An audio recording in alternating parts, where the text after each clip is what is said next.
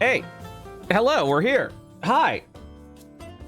Hello. Hello, we're live. It's the first episode. It's here. Oh my God. Hi, Crown. Hello. I'm Brett. How have you been? How you doing today? Brother, I'm tired. Same. No, seriously, like for some reason, I don't know what it is these past couple of days. I think I need exercise or some shit like that because I very much am a bit tired these past couple of days, and I can't even get my basic stuff done because I'm just like, I'm so eepy. Mm-hmm. Mine's I don't know if it's lethargy like that. I just have a weird sleep schedule right now. I've been waking up at 3 in the morning and then going to bed around 6. So that is a bad sleep schedule. Indeed. So I'm hoping that the podcast today will fix that. Do you think it will? How do you think it'll fix the fix your sleep schedule? I took a little nap before this, so I'm Gucci. I'm on my way now. Just making sure you got a little charge. And I almost thought about getting some caffeine in me, but at the same time, I was like, it's 8 in the evening for me, and I'm an old man now. I don't want to. You can't have caffeine that late. It's not good for you. Yeah, it's not good whatsoever. So, podcast Dumpster Delvers episode 1. I'm so excited we're doing this.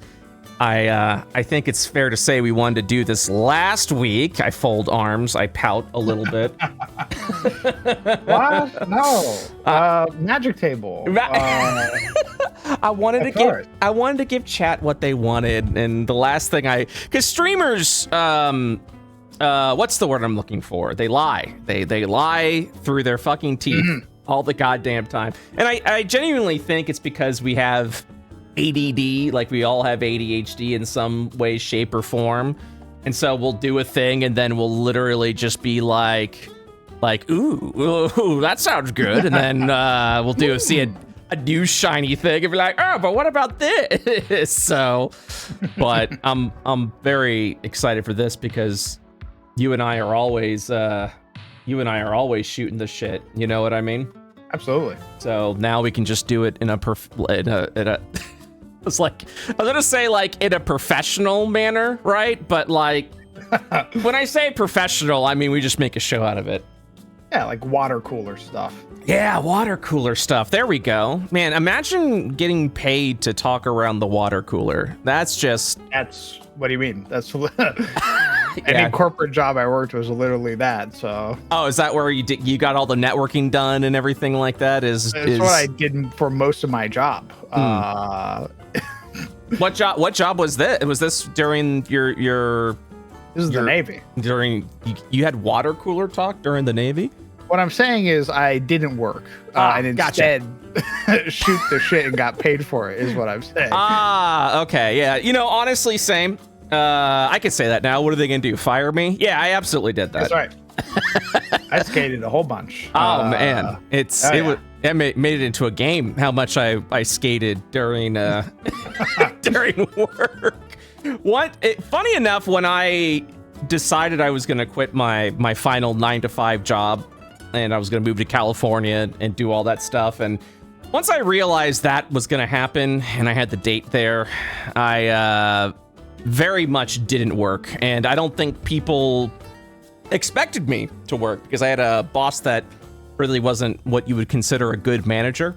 So very much I came in the beginning when I was supposed to, did the meeting, yep, working on this. I grabbed these numbers, blah, blah, blah. And they went, okay. And then my boss would just go somewhere else. Or sometimes the boss wouldn't even be there.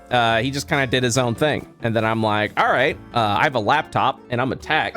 So I'll do my own thing, wink, wink. And then I would go home and then go back to bed.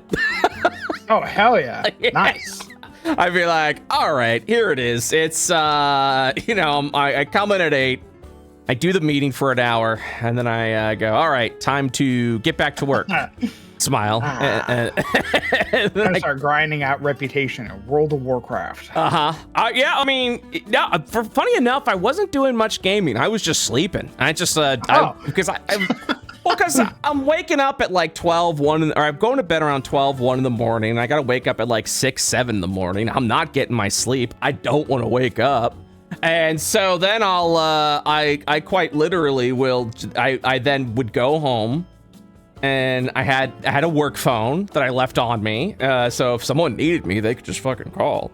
I wasn't taking on projects or being assigned projects. So I just had the shit that I had to do. And then I would quite literally just be like, okay. And then I'd go home. And then I go, oh, eepy. And then I would go to sleep. I would nap for like 3 to 4 hours, which was the best. And then I would go like, oh, now I'm hungry because it's like 2 in the afternoon. So I'd go someplace, get some food. And then it'd be around 3 o'clock. And usually I'm wrapping up around 4 or 5. So 3:30. I go back into work, but I go in a different location that's not my desk because I work on a laptop, so that I could be like, yeah, man, I'm here. I've been here. It was close enough to the lunch hour that I could have said I took an early/late lunch. Nice. When I was gone. And then I would, those were interesting times. And then, I quit. I wasn't fired. I did fire. So honestly, I feel like I won the corporate game at that point. I worked my schedule. In such a way, because I worked for.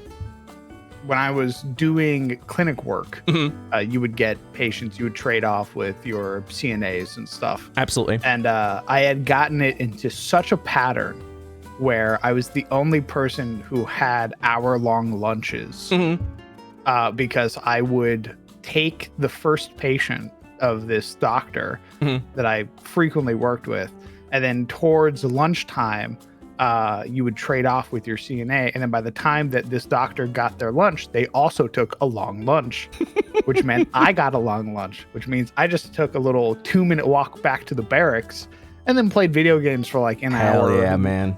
Napped, what have you. Basically got to enjoy my day, and then came back and be like, oh, what's that? We don't have another patient for another 30 minutes? All right, cool.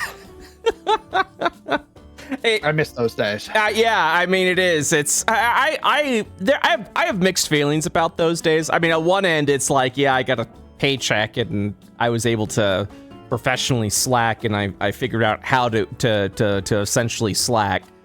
But it was only a matter of time, right? That you I was gonna be able to get away with that. I wasn't gonna be able to get away with that forever, because hell yeah.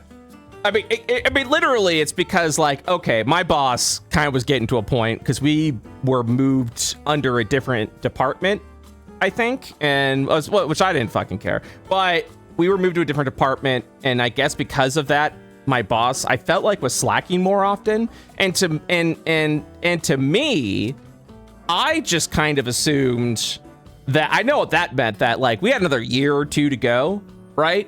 And then the either our department or our group would have been dissolved. We've had to move to like different positions. We would have been let go. I know what that meant. I know we're like, really don't know what to do with you, but we don't want to deal with you anymore. So we're just going to move you over here and see if this works. And if they don't want to deal with you, then we're going to just dissolve everything. And then you can like move on to like different positions. So fortunately, I quit before then, because then I was doing like YouTube and shit like that. And sure enough, a year later, like I was checking to see what everyone was doing. The positions didn't exist. Everyone had different positions. The boss quit to work for like everything fell apart. Yeah, and I was like, nailed it, man. I just nice. I won the game. I beat the game. So yeah, that is that's I guess what we did beforehand. And now here we are around the water cooler, or I suppose the dumpster, as it were, shooting the shit again. My job before streaming was pumping gas. Oh, that's right. I got out of the Navy. I took a year off from working because I had saved up so much responsible money. I wink at the camera. And then I eventually got a job because I've told this story about meeting the dude who ran my first D&D game. I started working at that job, at that Chevron. and then like basically the whole place played Dungeons and Dragons. I got like preferential treatment because I played D&D. So like they gave me the best schedule. I always had my D&D day off. Like, man, it was fucking awesome. And then I abused that place so much. I would show up like 15 minutes late all the time. I basically did that for like, let's see, basically about like 4 years. And we would just do D&D every day. I basically show up, do whatever I want. I was mostly on my phone, pump gas, hang out. Get free corn dogs. I'll say it's really amazing how like once you make a connection with like a higher up on a similar thing, it's amazing how much more you can just start getting away with shit. It pissed off the district manager so much because the guy that I worked with was like up like next to like to become the next guy. And the district manager at the time would love coming around, like hanging out, basically shooting the shit with this guy. But every time he showed up, it was me and him in his office talking about Dungeons and Dragons. And he's like, excuse me, it looks like those cars outside need to be serviced. And I was like, oh, okay, man. And then I'd waddle out of the room. And I'd go do my job or whatever. That like I was already on like my break. The other guy I was working with was pumping the gas. He'd talk to my boss for like 15 minutes, and then my boss would eventually waddle out of the office to come get me so we could keep talking about Dungeons and Dragons outside. So my district manager did not fucking like me and tried really hard to get me fired. It's not that hard, isn't it? To like be like, yeah, fire that guy to like your boss or like. What was great is that he couldn't. Because we were always short-staffed. Oh my god! And I was the only one working the close. I was the only one willing to work the closing shift. So I was like, yeah, man. I mean, I was doing my job. It wasn't like I wasn't doing anything for 8 hours. It was just that for like the hour and a half that my boss and my schedule overlapped, that hour and a half, no work got done, and we talked about Dungeons and Dragons. So. What I'm saying is that abuse your positions of power that you have. Absolutely. And talk to your friends about your try to be friends with your boss. Oh yeah. You will get away with murder. Such a terrible message, but also entirely true. I was working at a grocery store when I was younger, and there was these two guys that were higher up. And they were just grumpy. They were just mean and angry all the time. And I'm like, you know what? I've just accepted these two don't like me. That's fine. Whatever. It is what it is. Until suddenly they were talking about something, and like my nerddar went off, and they were talking about undead and orcs and trolls and Tauren, and I went, Warcraft? They're like, yeah, World of Warcraft. Do you play? And at that time, I had never played WoW.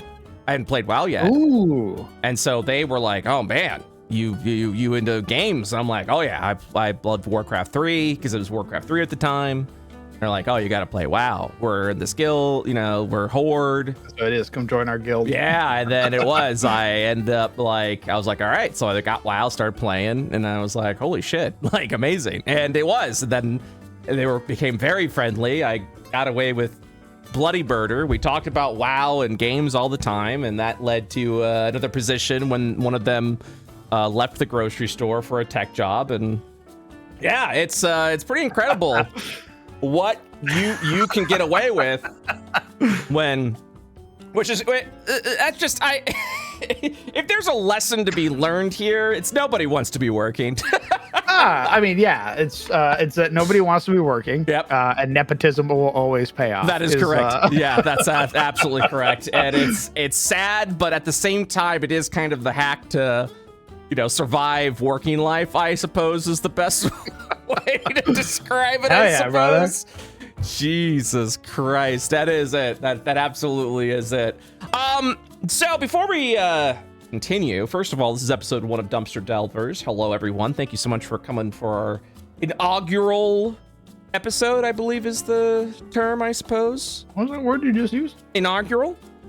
Inaugural. Oh my God. Yeah, I think that's the right word. It might be wrong. I've definitely caught myself, especially DMing. I'll say a word, and then I'll be like, that sounds correct. And then sometimes I'll like say it, but I'm not certain how to say it, so I kind of like mumble halfway through in there, and then like nice in a way that I'm just like, I hope you get it. I hope you understand. I hope somewhere in your brain you translated the rest of the word into what you were supposed to hear, and then it all works out. But yeah, briefly, just before we get too far into it, yep, this is our inaugural episode of Dumpster Delvers Session 1, or Episode 1. I'm so used to saying sessions because of all the games we run.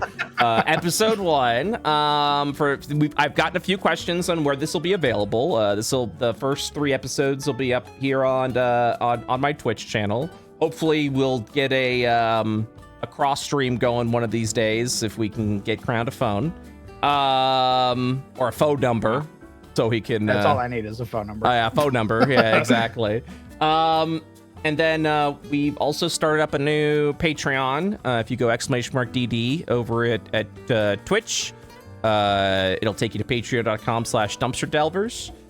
We will have, I'm hoping, fingers crossed, we'll have audio of these podcasts without background music and without any ads. So like me talking about this won't be on the Patreon.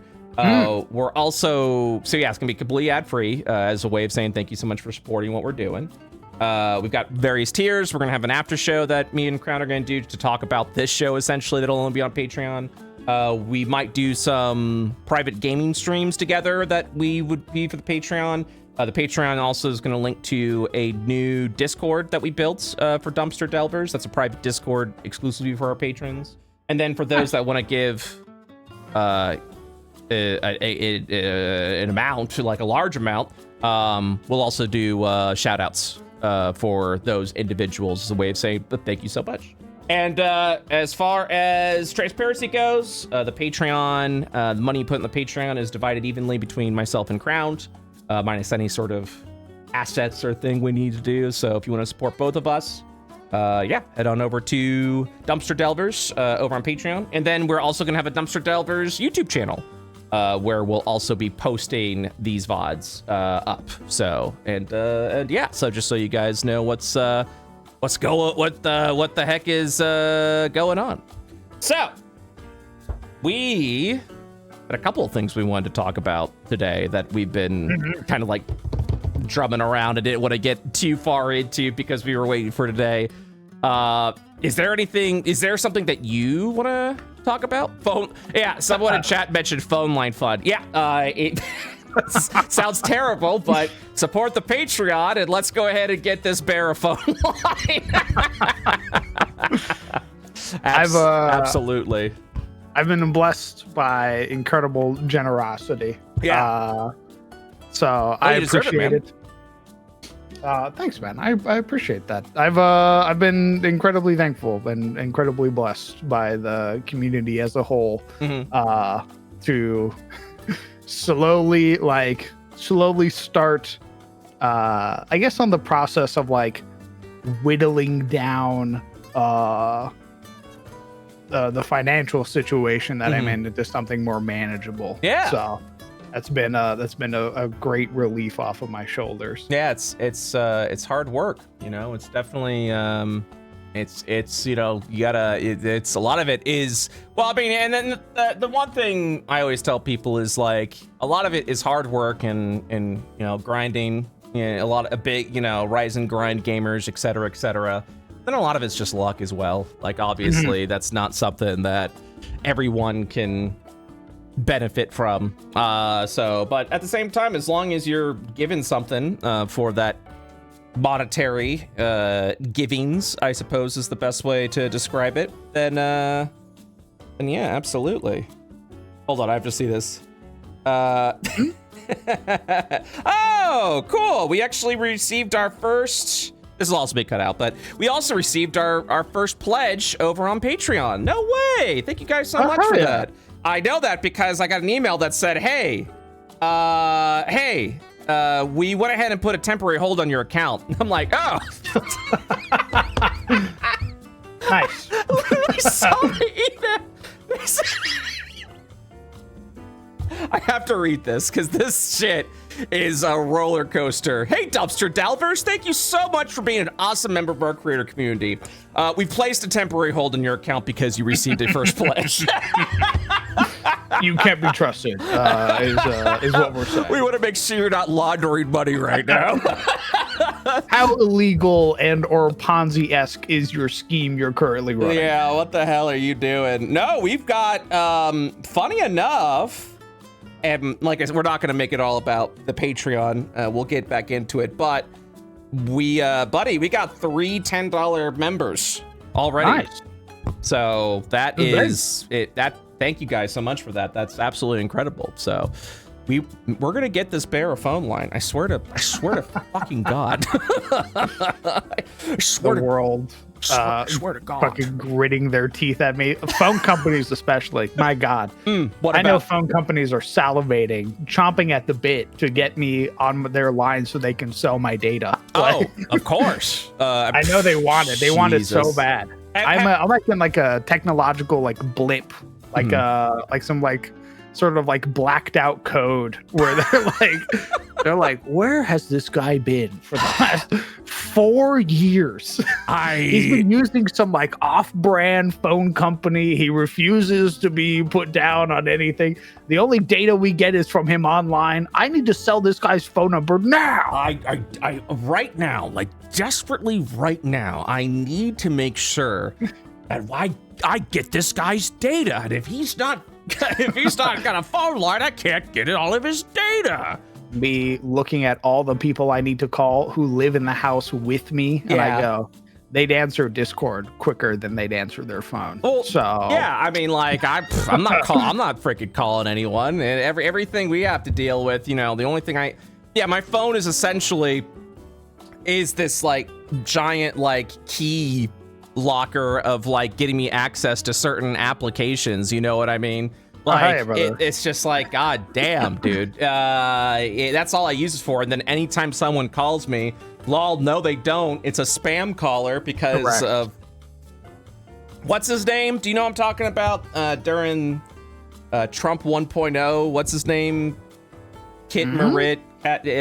Chat. What was the guy's name who like essentially was like at once upon a time like a president of like Verizon or something, and then he became chair of the FCC. It was like net neutrality gone, and then suddenly we got that guy. And then he removed all of the spam protections. So I should like look up a name now that we're doing a podcast, like, you know, the guy who did the stupid thing. That guy that snaps fingers. Yeah, exactly. It was bad. So now, I just don't answer the phone because it's always spam. It's just always spam.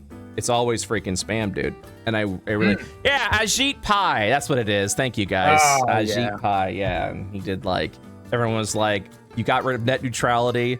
And so then he did a video. He was like, guys, don't worry, you can still watch memes. And he's like in a Santa outfit, spinning at the time fidget spinner, like trying to be the cool guy. And I'm just like, oh, stop it. I can't freaking do it, dude. I absolutely can't.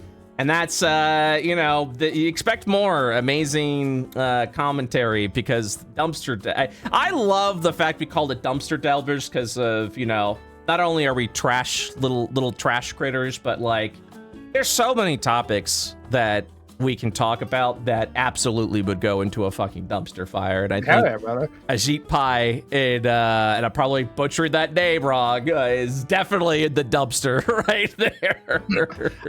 I viewed it almost as like the conversation or the topic is something that we like root out of the trash and then sort of sit down in front of us, have a conversation, and then rinse and repeat ad nauseam. Oh, absolutely. And then back into the fire. And that's also the cool thing about that is when you're like, my God, why are you talking about this topic? I'm like, because it belongs in a dumpster. So it works. It absolutely, my God. Speaking of fire. Yes. Jesus Christ, the West Coast. Oh my, so I'm hearing that it's starting to, it's still, oh man, if we want to, oh God, I have so many things to talk about with the West Coast. First of all, our hearts go out to anyone who's been affected by the California fires. Like, Jesus Christ, it's absolutely 100%. Terrible. But the one thing I will say, obviously I'm sympathetic to all that. The one thing I will say is I hate that how it's become a political conversation point now. And I'm just like, people are dying, houses are being burned down, and now we're gonna play fucking politics? Like, Jesus Christ. So, one of the things that passed, I was talking to my dad about this, right in the fucking dumpster, was that the governor had essentially passed an executive order that said that it was illegal in these zip codes to receive unsolicited offers for your properties, for the properties that had been destroyed, from companies that were below fair market value, and everyone sort of like turned this in. Not everyone, one side turned into it. It got transformed into, I can't believe that the governor is preventing these people who have lost everything from selling their properties. Oh, interesting. And it's just like, that is not, looks around, not what's happening here, but sure, let's go ahead and spin that. The executive order specifically was put into place so that these companies that have been buying up all of these properties, who look at this loss as an opportunity to go to someone who's in a desperate point and go, hey, you lost everything, bummer. Here is a lowball offer. And you're probably going to want to take it because because if you don't, it's about to get lower when you do need it. Correct. It's to protect from that. It's not to stop anyone from selling their, if someone wants to like go to these companies and sell their property and sell it below fair market, like that's to them, but it specifically is to avoid someone from receiving unsolicited. So the thing that I think is that a lot of people perhaps don't understand or perhaps are unaware is that it's not people buying up the houses around you. It's massive corporations buying them out and then basically renting them for obscene amounts. Oh my God. And that's a really big thing, like especially in like, I don't know how it is everywhere where I'm around, but I was looking at the East Coast in particular, and a lot of like low income housing was facing that as well, where a corporation would come in, buy an obscene amount of houses in the area, and then basically like basically push people out. And it was like, it's basically been happening nonstop and has only gotten worse in like the last decade. It's gotten bad. That's what's happening in California right now is corporations are like, hey, we'll buy your house that burned down for nickels and dimes because you need the money because you lost everything and here's a lifeline, quote unquote. Yeah, it's terrible. It's absolutely awful. I give it your home. It's I was raised a capitalist, and I am a capitalist at heart, but I see the good in capitalism. The problem is, if there aren't any checks or balances, bad actors will always take advantage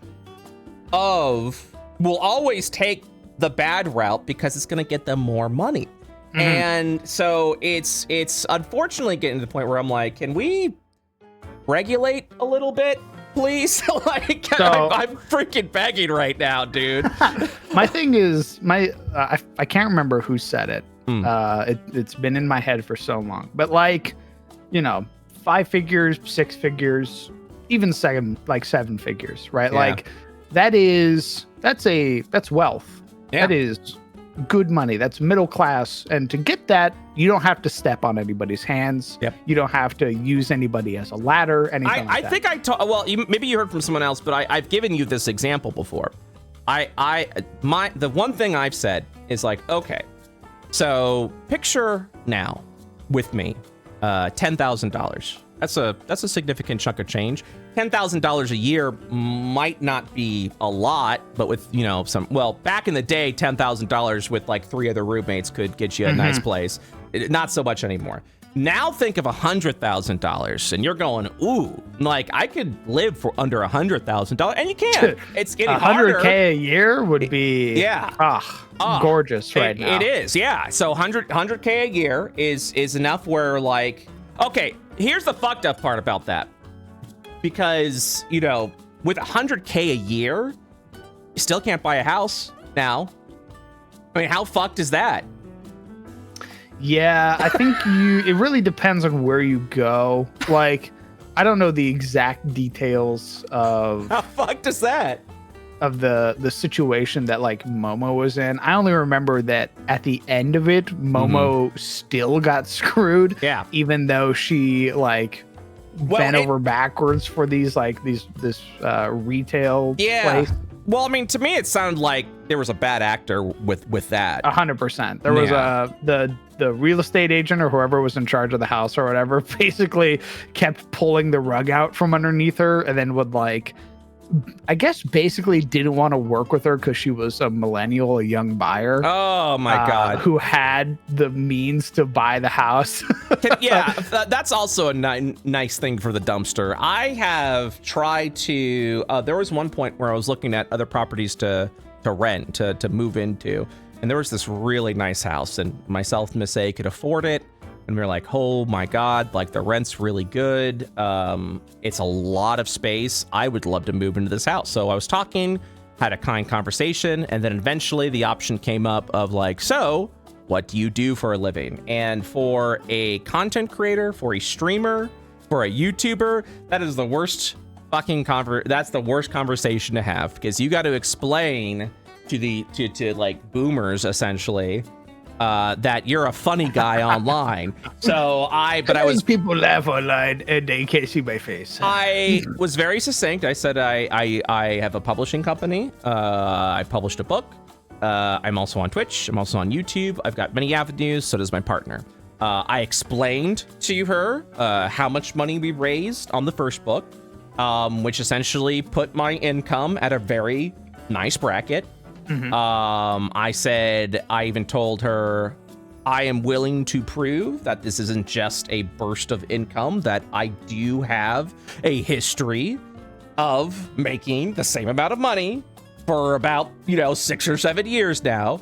I've got history with this shit. So whatever you need, I can prove it to you. And she's like, okay, well, I'll get back to me, talk to my husband. And then 30 minutes later, I got a text saying, yeah, we're just not comfortable with your job. And it's like, and I wanted to be petty and just be like, lady, you could tell me to pay the year up front and I can just hand you the money right now in our savings. Like, what do you mean you don't want? It's so ridiculous. And I hate Redding. It's actually crazy. Yeah, I hate Redding because of that. Because they're like, you don't got a 9 to 5. Ugh. And I've had conversations with people who look at what I do and say, but you don't have the security of a 9 to 5 job. You don't have a W-2. What do you mean you file your own taxes? First of all, I do have a W-2 because I give myself a paycheck. Second of all, no one's safe in any job they do because the company, I feel like every time we get in these conversations, I sound like a damn hippie liberal. But I mean, like, companies don't give a fuck about you. If they want to downsize or close the company or some other subsidiary goes like, yeah, this ain't working anymore, and they just fire everyone, depending on what state you are, they could just do that. And I'm not going to point fingers at our lovely chat community, but I see a handful of names right now who have suffered that same fate. So you can't go at it with like, yeah, but at least I got a 9 to 5. As long as I do my job, I'm good. And it's like, no one, there's no such thing as job security. I like what we're doing now because the only one that's responsible for the money that's being made is me. At the end of the day, if I'm not making the money, it's my fault, and I need to figure out how to do that. And I understand that can be difficult, right? That can absolutely be a challenging thing. It takes time, and it is stressful. But I would never go back to a 9. That sounds like a nightmare to me, to go back to a 9 to 5. I don't think I could. Ugh. I don't think I could. So my big thing is, I don't know if I physically could. Like, so walking around the house, the house has plenty of like handrails up the stairs. Yeah. I can support myself on the counters, all that stuff. Yeah. But I can tell you right now, the moment that we leave the house, I need my cane. Yep. And if we're walking for like longer than an hour or, you know, doing any sort of physical stuff, I need to know beforehand so I can bring meds. Yeah. Because about an hour and a half into walking or doing anything, my body starts to fall apart. Yeah. And that's all purely the injuries I sustained while I was in the Navy. And that still haunts me even like a decade now. So I could not imagine going back to a 9 to 5. So I'm trying desperately now. I've heard veteran support is pretty bad in this country when it comes to. But I mean, we're gonna talk about the VA. I mean, we'll talk about whatever you want to talk about, man. This is dumpster delvers. We'll talk about whatever you want to talk about. It's up to you. Up to you, Sure, man. If you want to talk about it. Do you want to talk about it? Like the VA in Arizona that was basically filling out its appointments with dead veterans, so that way they didn't have to actually see anybody. And was doing that for I believe several years before they got caught. Oh, that's disgusting. They basically would fill out appointments with like dead people, and basically be like, sorry, gross, can't see you, gross, and then would just refuse to see it, like refuse to help anybody. Fucking gross. And there's a lot of such cases like that with the VA. It's really fucking insane, the amount of shit that veterans go through. Like, I'm not even like, don't even look at me as an example. Like, look at like Momo's mom's husband, who has to deal with like a ton of stuff, actively has like shrapnel in his body, and gets shit on by the VA all the time. Jesus. Terrible. I mean, it's sadly known in this country, just from like plenty of reports, that just veterans do not get benefits, which is to me makes no fucking sense, because all of our money goes to the military when it comes to like when we're looking at like what's being spent. It's military, which again, which funny enough, oddly enough, I'm fine with. I totally get, because we get a lot of great technology advances from military development. You know, it sucks that we gotta go to war for that shit. So you're getting that technology advancement like a decade after the military's already had it, by the way. Yeah. Like, the things that you're getting as like a brand new piece of tech and stuff has already been in circulation within the military, and has been active for like a decade or more before they eventually go, all right, we'll hand this out to the civilians now. I mean, at least for getting, I want those robot legs. You know, I'm talking about that we were looking at it a little bit, that it still has a bunch of issues with it, but the Death Stranding like metal legs that's being developed. Because I'm thinking to myself, you know, my God, that would be perfect for like you. That'd be perfect for my mom who has MS. Like, I would love to see exoskeleton, like which I know sounds like science fiction, but I mean, we've seen the pictures, or like it's being developed. That would be really freaking, that'd be awesome. 100%. I would rather see that, not so much for myself, but I would much rather see that for people with MS, people with like cerebral palsy and stuff like that. Like, people who like, I can walk with a cane. Like, I'm not at the point where like I can't get down the stairs or like help myself, but like people with like MS, like people with like full on debilitating like circumstances that basically keep them from operating in normal life. Mhm. Those are the people I want to see get that, and not get reamed by an insurance company. Yeah, I just want to see anyone who needs it. I mean, that includes you. I mean, I think your nature in general is just more like take care of everyone else, and then if there's anything left over, sure, I guess I'll take it. But like, I'll take a nicer cane if there's any money left over. But I mean, it's there's a lot of great good we could be doing. So, but it's hard to like wrap around that with everything's going on. But that is one of the things I'm just disappointed at, that we've got people who are sacrificing so much for our country, who genuinely are like, very patriotic and there was a point in time where like, people, especially after like when 9/11 happened, people were joining the military. People wanted to, we were unified through that. And yeah, nowadays it's really, it's sad, it's disappointing, and it's really weird when you're like you're supposed to be the richest country in the world and you can't take care of the people who need it the most. That's always the sticking point to me. I feel like the value of a country is how we take care of those that need it the most. And to me, I haven't really seen it yet. Haven't seen it too much, so that's I'll mention it briefly. Because I know we haven't talked about it all too much. So I'm a patriotic man. I love America. Yeah. But I love the country. Mm-hmm. I do not give a singular fuck about the government. That's fair. Honestly, like, preach it. That makes total sense, because at the end of the day, yeah, that's exactly it. We want what's best for everyone. I could give a rat's ass what what a government's agenda is, or what they're trying to advance. It should be, government should be for the people, 100%. 100%. Like the whole reason I joined the Navy, the whole reason I wanted to be a hospital corpsman was literally to help the Marines who were going overseas. It was I wanted them to be able to come back home and see their families. That's what I wanted. I wanted to be able to help their families while they were away, take care of their kids, what have you. I did not give a singular shit about the government being like, I know what we need. We need to defend the oil. I didn't give a singular shit about that, nor did I think that should have been the focus. It was like, for a lot of people, for my fellow millennials, remember everything that happened during the 9/11 and everything that happened with that. It was just so...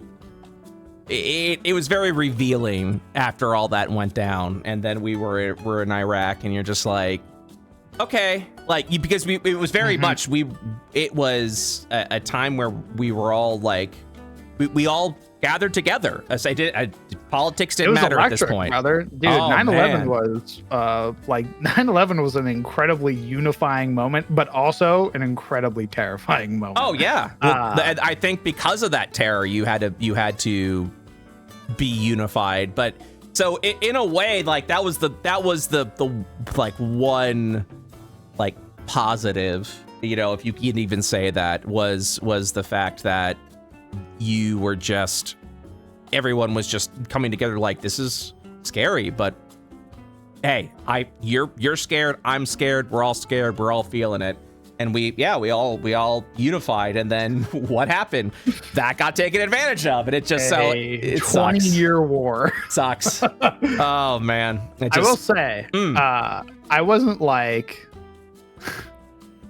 I know this is Brett's least favorite subject. I'm pretty sure I was in like first grade when 9/11 happened. I'm okay with my age. I've accepted it. I've accepted it. Mind you, I wasn't like a patriotic little kid who was like, I'm gonna join the army. The moment I become an adult. That wasn't a decision I made until I was like a senior in high school, where I went, I think I'm gonna join the Navy. I think I'm gonna be a hospital. I think I'm gonna be like a medic of some sort. And I found out what hospital corpsmen were. And I went, I'm going to be a hospital corpsman. And it was at the same time that all of my friends were going to do the same thing. One of my friends would go join the army. Interesting. One of my friends would join the Marines.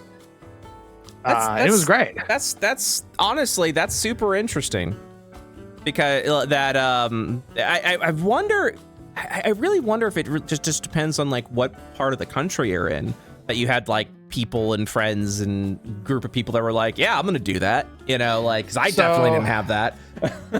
Me and my friends and I, we were already sort of like, we were, again, I consider all of us to be very patriotic. We loved, we love America. I grew up in a very, I guess I would say I grew up in a very like conservative household, who sort of preached those ideals of like family unity, all that stuff. So it seems sort of like par for the course, really. Like my great grandfather served in the Navy, my mother served in the Navy. You had a history of it. My grandfather's father served in the Army, so I was like, yeah, like I might as well, like. And I wanted to do that whole bit of like helping the Marines and everything like that. And that's how I figured out that I could. So I was immediately like on board.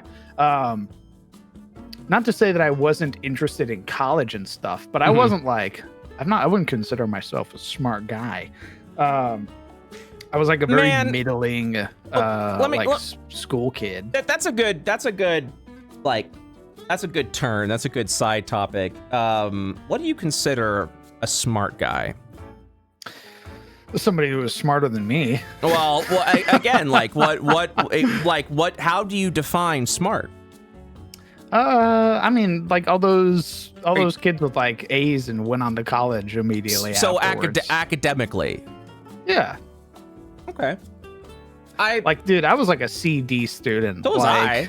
But I think I've got some brains, you know, not to be cocky or anything, but if you're talking scholastically, fuck that shit. My problem was, if I'm not interested in it, I could give a rat's ass, and so most of the time I wasn't like a CD student because I couldn't. I could give a fuck. Maybe that's what it was. Care less. I didn't realize it until later. Where I was like, I realized all the subjects that I excelled at was like English, literature, all that stuff, like writing. But when it came to like arithmetics, like any of that other stuff, I immediately was opposite, disinterested. Me, and was like opposite. Really? Yeah, math. Fucking love that shit. I don't know what it was. And here's the thing. I was really good at math. I was really bad at English. I was not a fan of English. Still not a fan of English. Love English. Love reading books. I love reading books. I mean, and that's the thing for me. Like, I know it's weird to be like, Brett, you've got a publishing company. What do you mean you don't like English? It's like, yeah, I hire other writers to write the stuff. I like making the stat blocks and the game design and writing rules and shit. I am not a writer. That's why I hire talented writers to do the writing part. What was crazy is the whole applying yourself thing. Yeah, it really came to be in C school. Which is what you go to after doing your RTC or recruit training. I was fucking flying through the tests, like all the like little nursing tests and everything that they have you do, like disease study, all that stuff for being a corpsman. Fucking acing those tests, like basically blowing them out of the water and actively studying them and feeling like I was learning something versus like high school where I was like, damn, dude, math kind of fucking sucks. But when it was applying math for like measurements for like injections or medicine or anything like that, my brain was like, I fucking love math. Math is amazing, bro. Because you could see it being used. 100%. Yeah. I mean, that's I loved I liked math. When I finally got into like programming, I really loved that shit. When I got into the logic of if then, specifically if then else, I like that shit. Something about that shit clicked for me where I'm like, that makes sense. You just got all these conditionals, you dropping down over here. Yeah, it was good. I mean, I'd have to try and do it again, like learn that shit. But like Yeah, and that's what's difficult for, especially if you've got like an engineer's mind, especially when you get into game design, is you're trying to figure out, like, you want to make you want to design and make a system like where you're like, oh, this is really cool, but you want to try and make it so that you don't overcomplicate people, where you're like, okay, so this happens, but if you do this happens, and you do, and it's so crunchy. And we talk about crunchy game design all the time. And so a lot of the times for me, I have to like wind that shit back so people aren't. I know people don't have the overwhelmed, the mindset that yeah, exactly. I mean, that's the big thing you have to like. You kind of have to like figure out to yourself. It's like, just because, and that's the same thing I tell other people too. When we're like doing game testing and stuff like that, or like, oh, I would do it this way, and it's like, yeah, because you have a programmer's mindset. You that shit makes sense to you. That doesn't make sense to everyone. And we've talked about that with like comparing like Pathfinder 5e and crunchy numbers and stuff, where you're like, oh my God, if the numbers crunch, I can make some really good shit. But some people don't have crunchy mindsets. You know what I mean? Yeah, man. I'm something of a programmer. I can edit a JSON file. Ooh, you're so proud of yourself. I adjust my tie. I'm a little bit of a programmer. C++. Yeah, I know what that is. You have been talking about this for like months now, where you just went into a JSON. You went, oh my God. Can I tell? Yeah, go for it. Let me tell the way that I heard it. So, when Crown was still working with like the D&D modules, that it wasn't working because, of course, whoever I think it's Wizards, but I can't say for sure. Whoever changed the D&D module on Foundry, first of all, I hate you. I hate you, bro. I hate you so much. Hate you so much. I hope your pillow's always warm. I hope it's never cold. And if you want it to be warm, I hope it's cold. I hope your feet always stick out underneath your blanket. I hope your shirt never fits right. God, these are terrible things. These are things that I've experienced, and that it's a goddamn nightmare. It's a goddamn nightmare. Yeah, like for me. Shit, what was I about to say? Oh yeah, so when they changed the D&D module and they did update 12 and everything like that, you had mods that weren't working, and then you figured out it wasn't working because the JSON file said compatible up to this point, and in Foundry, if it says that, it just doesn't enable the mod because it isn't compatible with the update. So Crowned, and I use this term very loosely, hacked, air quotes, into a different number for the update so that it would turn on. And you were so proud of that. And I would be too. I would absolutely be proud if I was like, yeah, fuck you. You can't tell me what works and what doesn't work. I refuse. I refuse to believe that. It was such a great moment to like open up the file and see compatible to version 11, and I just hover my mouse over it and I hit backspace once and I hit to make it a 2 and I hit save and I go to load up Foundry and suddenly the module works, and I was like, put me in IT right now. I fix everything. I fix any problem you got. I'm fucking big brain right now, dude. Don't even JSON files. I'll fucking fix it. Oh my God. Great. So that is speaking of one of the topics, we'll talk about, and I think it'll be a brief topic because I think everyone knows my feelings on Wizards of the Coast and the new monster manual that's coming out, and how I've got my little tinfoil hat on because I'm in conspiracy theorist mode right now. That's right. I'm not going to sugarcoat it. WotC's robbing you. I fucking I know why you're saying that, and I'm not doing it. I'm not. Listen, Paizo agent, I'm not fucking doing it. No, man, it's great. It's cool. It's awesome to always have your fingers on the pulse at all times for everything you do. I'm sure that feels amazing, bro. That pulse, that fucking. Listen, that tachycardia that's happening right now, you get to feel that, baby. So the TLDR of it is the Monster Manual 2024 is being talked about. It's being talked about in tandem because it's the next book that's coming out. It's coming out in February. It wraps up the 2024 books. My opinions of that is Player's Handbook was good. The DM's Guide was lacking. And then one of the things the DM's Guide was lacking was the rules for creating your own creatures. It kind of was more of like, yeah, you can like switch these things around, but don't do this because it would change the challenge rating, but we won't tell you how it does that. So I assumed, like a dummy, that the Monster Manual would include the ability to create your own creatures. That's where the rules would be, because that is what would have made the most sense to me. Sure enough, the everything you need to know about the Monster Manual video comes out a couple of weeks ago. It's like a 50-minute, hour-long video. And throughout that whole time, I'm just like, these motherfuckers aren't talking about how to make your own creature. They're talking about all the creatures that are going to be in the book and what they've added and the new art and blah, blah, blah. And now obviously I can't say they have or haven't done this because the book hasn't come out yet. They just haven't talked about, one of the selling points being like, and you can make your own creatures using this book. So it's been silent, which usually tells me that it's not going to be in the book, but I don't know. I have no idea. Maybe they're not making a marketing point. I don't know. My conspiracy theory is it's not going to be in the book. And I believe it's not going to be in the book because I think from a business standpoint, they don't want third party or people to make their own creatures.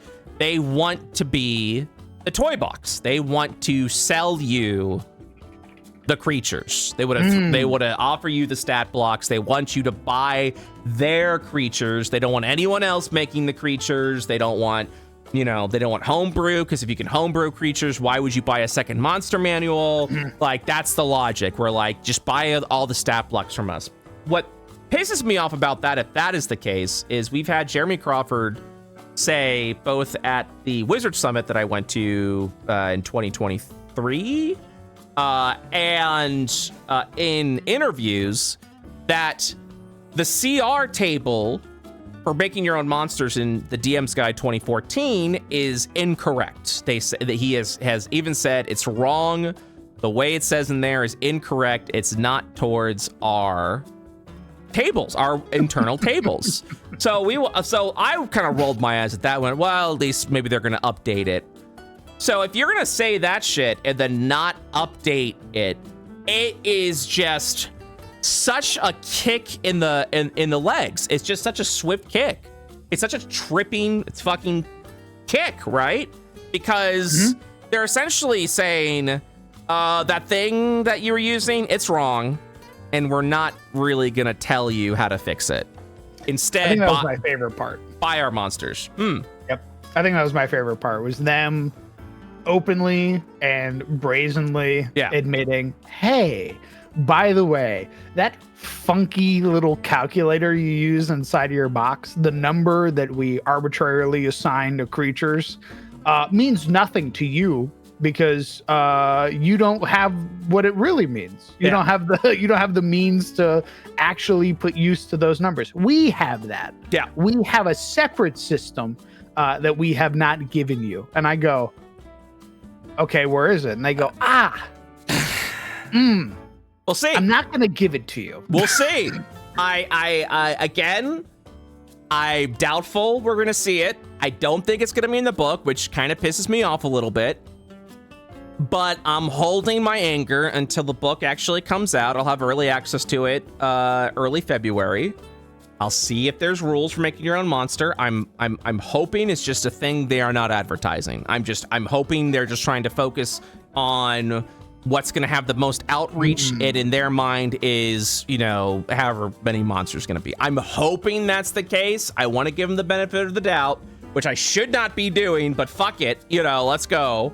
But yeah, if I won't give them the benefit of the doubt. I think that if they wanted to, I think with how with how widespread VTTs are and how big competition is now, with everybody and their fucking mother putting out a new TTRPG system, you would want to showcase, hey, we're going to give you the bona fide rules, everything one for one, so that way you can make your monsters how you want them and all this other stuff, to show you that our system still worth buying, because we're going to give you all of the tools to make them. See, I think Wizards of the Coast and Hasbro has an ego problem. I think that they don't look at these new systems that are being worked on as competition, because they're Dungeons and Dragons. And so I think their belief is that the IP is too strong specifically to fail, is what I think. Because they take these brazen actions, and then the community needs to smack them down a little bit, and then they calm down, and then things go back to normal. But nowadays, it's just, I don't know. We'll see what happens. But I genuinely think that unless there is another Pathfinder that comes out, like another popularity Pathfinder, that they won't. They only course corrected because 4E ended up being such a flop, which was unfortunate because they had some good ideas. And then when they released 5E, they kind of went back to the 3E way of design, but with simplification that ended up working very well. And then they started getting too big for their britches, and they started being like, well, then the OGL shit happened. And I think they believe they're too big to fail, that D&D will always be on top. And so we can kind of just do our own thing with this one. Until someone swings at the legs and they fall on their ass and go, where'd all the money go? And even then, I don't think they would actually be like, oh, damn, we were wrong, let's fix it. I think they, especially in this era of how business and monopolies and everything runs, I think they would just sell the IP at that point. That's what I truly believe. If D&D is not the cash cow that they want it to be, they'll just sell it to someone else who will pay that kind of money. So my working theory is that's currently what they're doing. I imagine, or at least it feels like, they're currently primed and ready to basically sell it off to Gaming Global. Like, they basically entered into this partnership, probably with some sort of agreement or terms or what have you. This is my tinfoil theory. To basically get ready to sell it off to Gaming Global. Yep. Honestly, that kind of makes sense to me, because maybe if we're getting tinfoil theory, and I want to make sure I'm absolutely clear on this, so we don't get like clipped out of context. Like, clip me out of context. We're going full conspiracy theory. Like, obviously, we're just shooting conspiracies right now. That would make a lot of sense, specifically with how quickly they threw the OGL into Creative Commons. Because to me, something about that, I was thankful, because I knew at the end of the day, I got what I wanted. They weren't going to be able to fuck with that OGL. And as long as I had the basis of a system that I understood, I can easily modify and build upon it, worst come to worst, right? So like, at the end of the day, I was fine. However, it was always super suspicious how quickly they gave it up, because they were set on doing this new OGL, and then once it got leaked, they kind of stepped forward. They gave that stupid, you may think you've won, but we like to believe we all won, or whatever that stupid line they used that I was like, the audacity. We all went, guffaw, fuck you. And then they went, hey, Kyle Brink came. I was like, hey guys, I'm Kyle Brink. Because I was not super impressed with him at the summit. But anyways,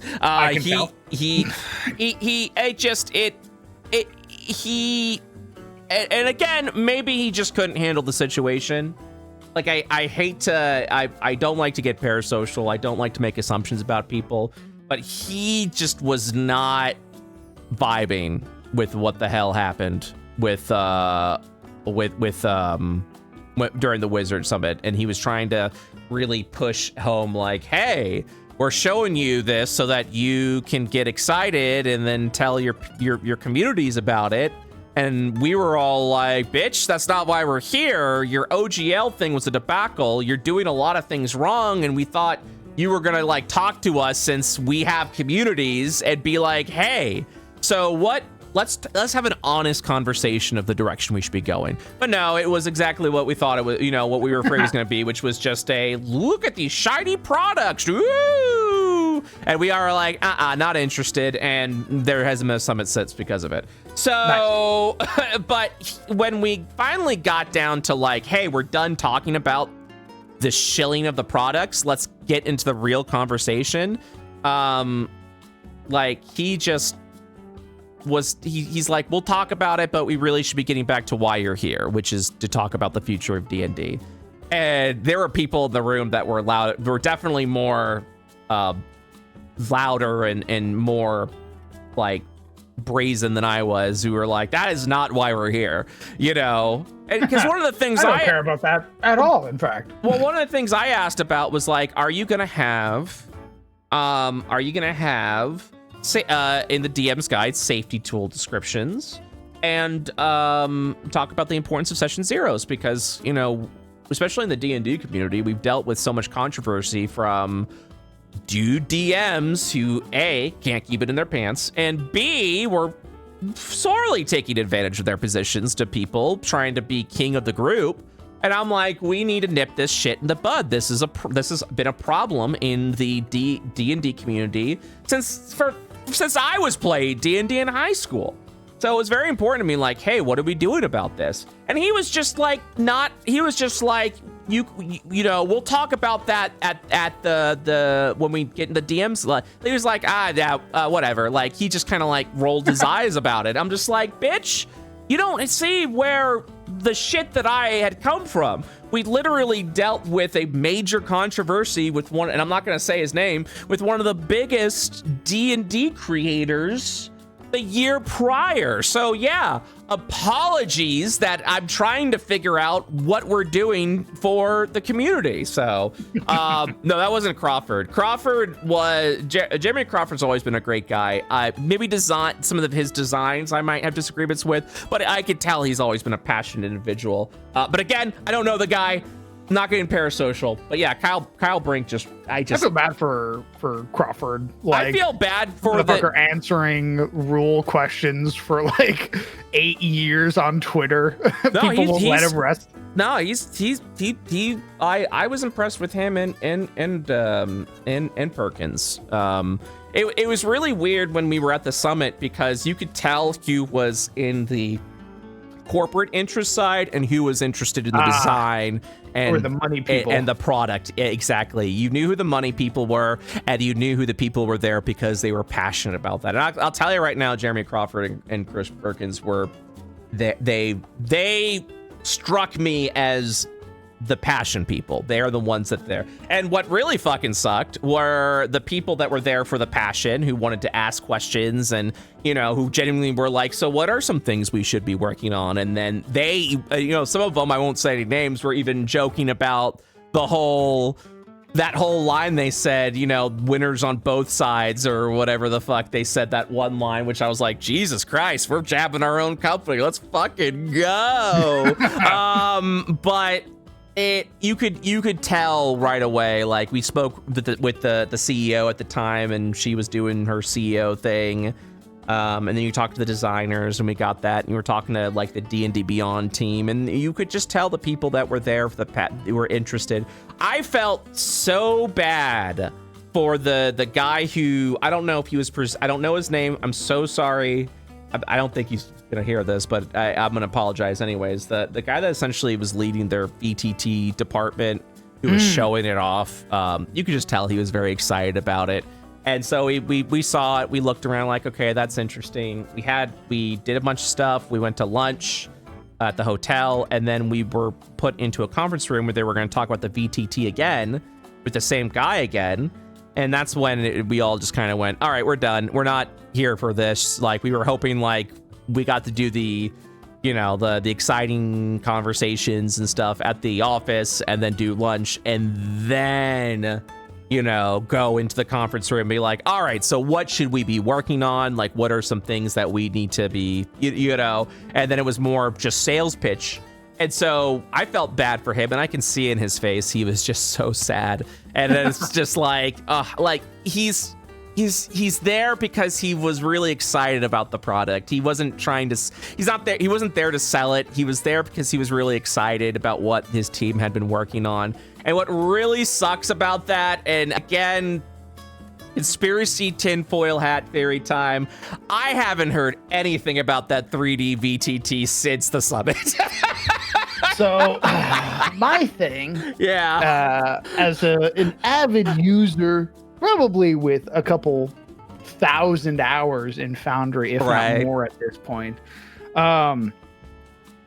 I would say that there is definitely something being done. The moment that Wizards got their hands on Foundry, which felt like immediately that sort of felt like their cop-out. Like they're like, oh, we don't have to work on the VTT. We'll just hire this company who's been doing it successfully for many years now. So we're going to get our grubby little fucking hands in there. Just as a sidestep, they are working on a VTT, but now it looks like it's for 2D maps, and it's nowhere near as comprehensive as Foundry.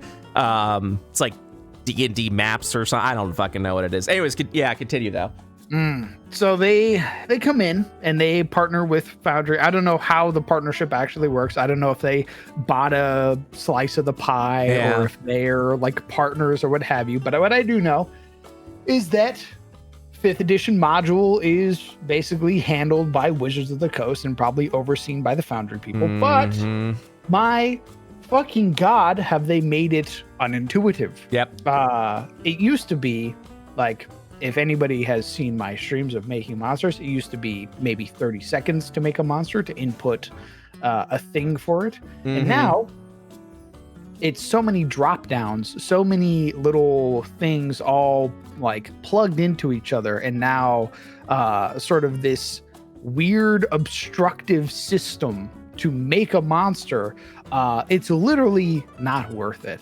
A monster used to take a minute to make, now takes me 15 minutes to make. It feels like I'm brand new to the hobby again. Like I've just learned what Foundry is, like I'm just learning how to plug it in. And my theory, my working theory, it's a good theory. It's a good theory, but tinfoil or no, is that Wizards of the Coast is actively sabotaging the 5th edition module for Foundry to basically promote their own VTT as like the saving grace. The better alternative, They're going to make it as clunky and as intrusive or obtrusive as possible to basically push the competition out and draw everybody's attention towards their VTT.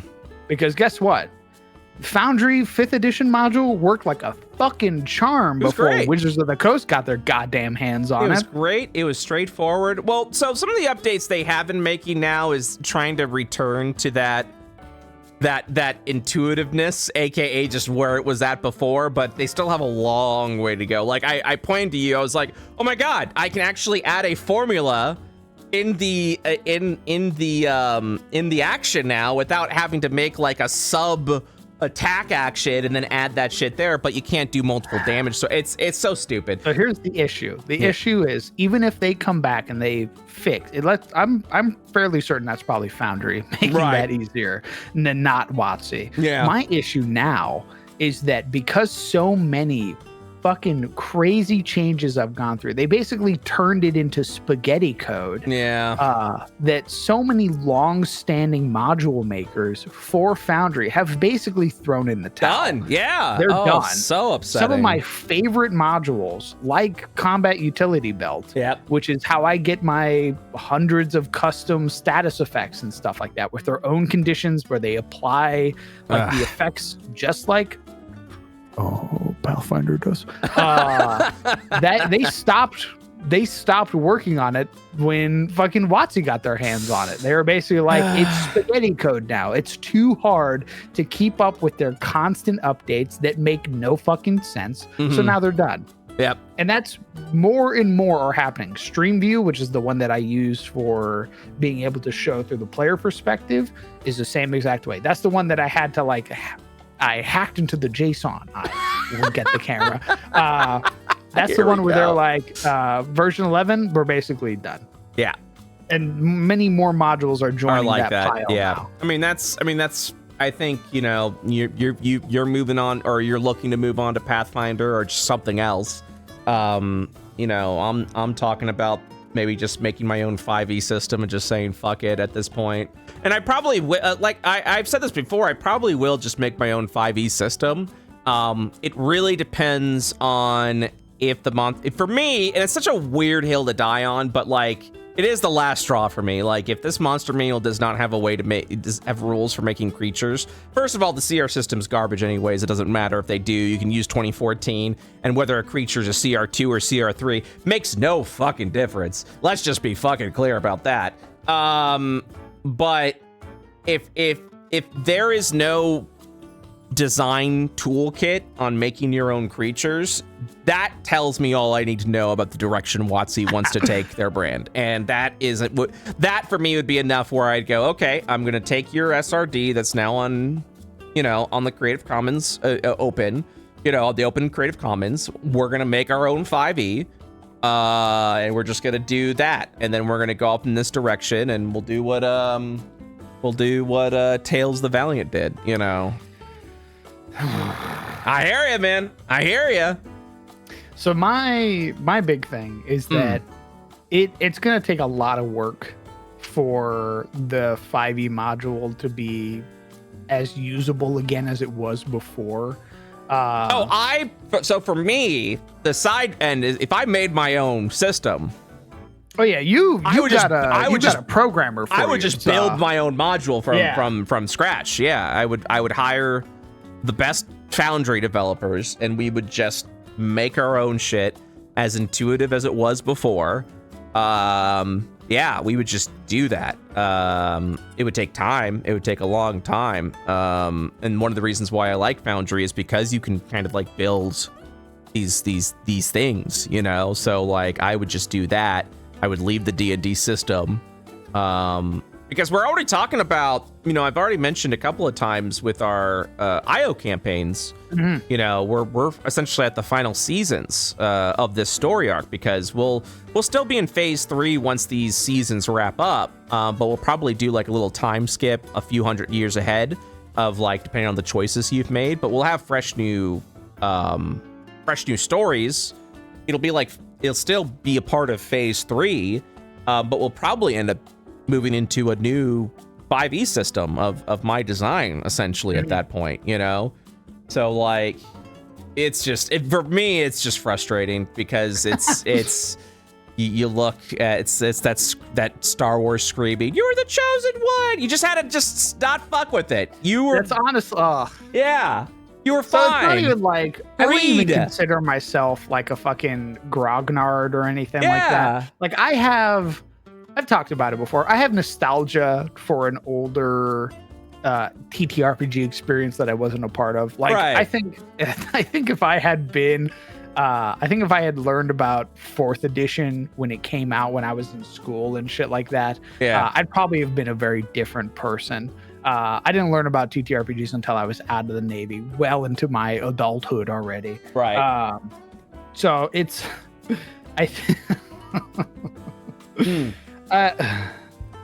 there's just a moment now where I had reached like peak frustration with 5e and sort of seeing them doing what they're doing to it. Like I don't care about what the actual grognards are complaining about, like ancestries or anything like that. I think it was fucked up WotC to come out and be like, half races are racist, and then literally get no explanation whatsoever. Here's the dumpster talk. Yeah. So this is where people come out and go, "Hey man, I'm mixed. So what you're saying is actually incredibly fucked up and insensitive. That was also during the summit, was because Jeremy Crawford said, we don't like the idea of half orcs or half elves anymore because we think it's inherently racist. So it should be this direction. And so after we were at lunch with people of a variety of backgrounds and people with oh God, I have to be very careful of terminology. It like multiple backgrounds, right? I think that's a safe way to use it. I don't know. I'm caught. Here's the problem. Being 40, terminology has changed so much that I don't know if what I'm going to say is now no longer acceptable. So it's for me, it's just like, what do I say? I don't know. And it is. But there were people with multiple backgrounds, right? Who were like not happy about that because they were effectively saying like, so you're saying my existence is racist. Correct. And you're like, yeah, a lot of people coming out and being like, hey man, what the fuck do you mean by that? And I would love to have been a fly on the wall to whatever PR team was cooking this up and going, guys, we're going to get rid of racism. And then everybody goes, that's right, son. Fucking that's how we're going to make our money. You also have to understand. And then they ship it. Yeah. And then, hold on. Then they ship it. And then it comes out and everybody goes, what the fuck do you mean by that, bro? What the fuck are you saying about me? Like, are you saying that my existence is racist? Yeah. Like, are you saying I'm not a person? And they're like, whoa. We didn't mean that. We didn't mean that. And I definitely would love to have this conversation with someone who could speak more on it, because obviously two white dudes, bearded white dudes who play D&D, we are not the people to be talking about this. I'm definitely the fucking arbiter on this subject. Yeah, there definitely are thoughts, and my thoughts are more based off of what I've heard other people who are, in a better position to talk about this would be. So one of the cool things about this podcast is we could definitely have guests on and be like, what do you think of this? Because I would love your opinion, about how this makes you feel. And do you feel like WotC actually hit the point? Because the last thing anyone wants to hear is a white dude be like, here's my opinions on racism. You're like, no. You're good. We're good. It's right there. But you know what? It is funny. I could totally see it. It's just the business people quite literally being like, guys, we're going to get record-breaking profits by easily beating racism. Let's fucking go. You're never going to believe this. I figured out through numerous hour-long calculations on the computer by trolling through the internet of how we can save our company. We're going to get rid of, looks around, racism. And everybody, yes! You just, oh my God, we're going to print money! And then it was just a whiteboard covered with a blanket, and then you just unrail racism, and everyone just like gasps, and the presenter goes draws a circle around racism and slashes through it. Everyone's like, correct. Yes! Oh my God, I'm gonna get my bonus this year. And everybody shakes their head and goes, haha, that guy's gonna get fired. And then they ship have a job at the end of it. Yeah, that was another thing I wanted to add, was what really fucking sucked was when we were at the summit.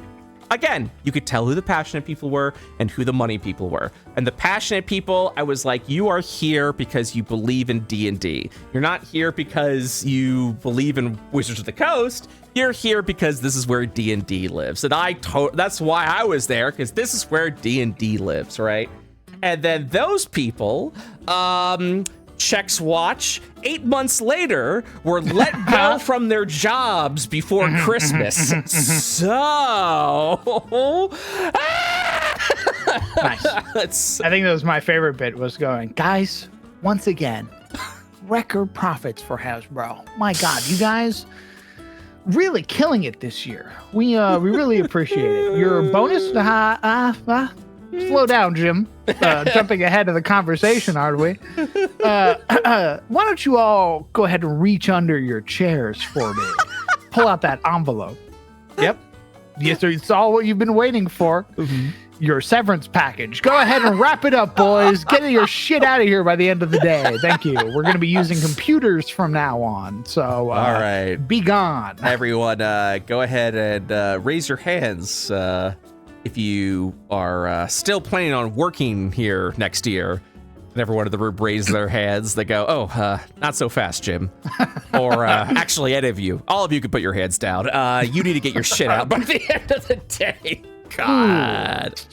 Let me tell you something. You're vacation you were planning? Yeah. Not anymore. I mean, yeah, you could definitely take it now. I mean, absolutely. We've given you all the time in the world to do it. So kind and generous. Here. Aren't we generous? Fucking God. Well, that's the fucked up part. It's like, guys, record-breaking profits. That's the good news. Bad news, it was only 5%, and we were really aiming for 10. So we didn't make as much money as we wanted to. So everyone pack up and get the fuck out. That's just, it's time to go. That's right. Terrible. Fucking terrible. By the way, if you're here for longer than pulls out watch 30 minutes, we will call security and get you removed from the premises. So we've done it before. Heard a little thing called the Pinkertons. We will use it with our own people. It's totally fine. They are on standby. You're not our people anymore. Just so you're aware. You're actually trespassing right now as of 5 minutes ago when this meeting started. So yeah, it's time to go. Fuck. And anyone who got laid off, that, you know, I've been laid off before. That shit fucking. That's also why I'm so big in like anyone who is just like, you need job security. You need a 9-to-5 job, and it's like that shit. Nothing's secure, bro. In fact, I would argue it is less secure than just working for yourself. Dude, my favorite being like a company demands a 2-week notice before you make any searches for other jobs. You have to abide by what your corporation wants. Mm-hmm. Sort of think of the company because everybody talks, and then in the same breath turn around and go, hey pal, you're fired. You're out. You're fucking gone. And you're like, whoa, what did I do? And they're like, sorry, not anything you did. We're just letting people go. And it's like, oh, so 2 weeks from now, right? And they go, nah, today you're get gone. The fuck out. Yeah. For me, there was one, I was working a job. I was working a grocery store, and I had just been laid off of my tech job. So I had to go back to this grocery store that I was working at.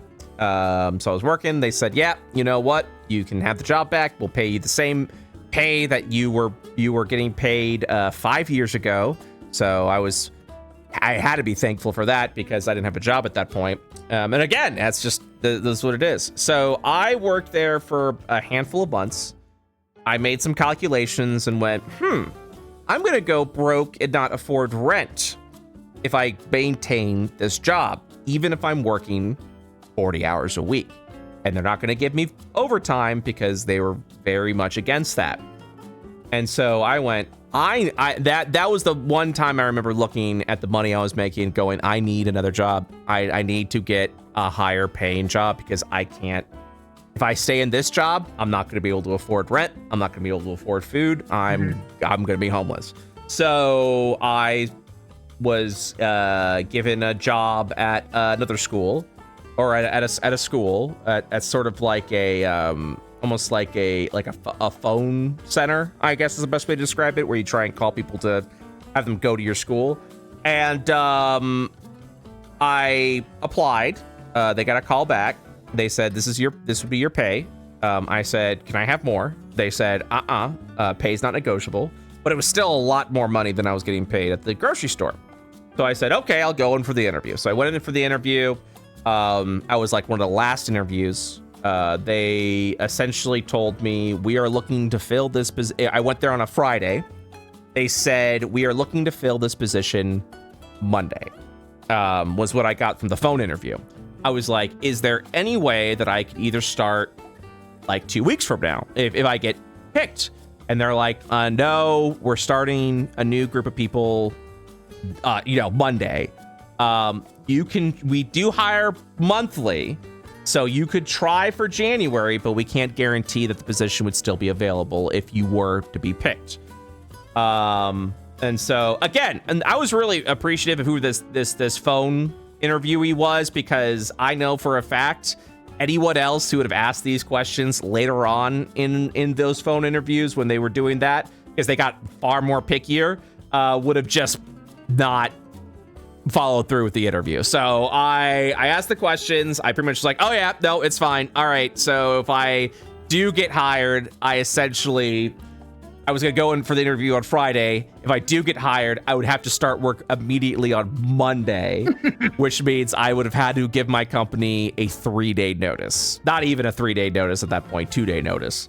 And so I went, gotta pay bills. So I went to the interview, in-person interview. They said, we'll give you a call later on today if you're a good fit. They called me an hour later, said, you're hired, you start Monday. And I said, great, I'll be there. I went to work the next day. And this was also during the holidays, so it was about to get very busy. And so I went to talk to my manager, who was like, hey, just so you know, I'm going to have some extra shifts for you. I'm going to need you to do this, blah, blah, blah, all this stuff. And I went, hey, I'm quitting. And I went, hey, I'm sorry, I'm quitting. Because they were nice enough to give me this job because I was desperate. And she went, well, that's disappointing. It's like, well, can you stay through the holidays at least? We need all hands on deck. And then I had to give him the second punch, which was, I'm quitting tomorrow. Tomorrow will be my last day. I start Monday. And she was like, okay. And then she did not talk to me for the rest of that. Like, never talked to me again afterwards. It got to the point where the last day, which was literally tomorrow, the store manager wanted to talk to me. And so I went, okay, and I went in, I'll never forget what he said. He said, I would be remiss if I didn't say, how incredibly disappointed I am that you're doing this. And I tried to tell him, I said, I didn't want to do this, but I've got bills to pay. I've got a roof to keep over my head.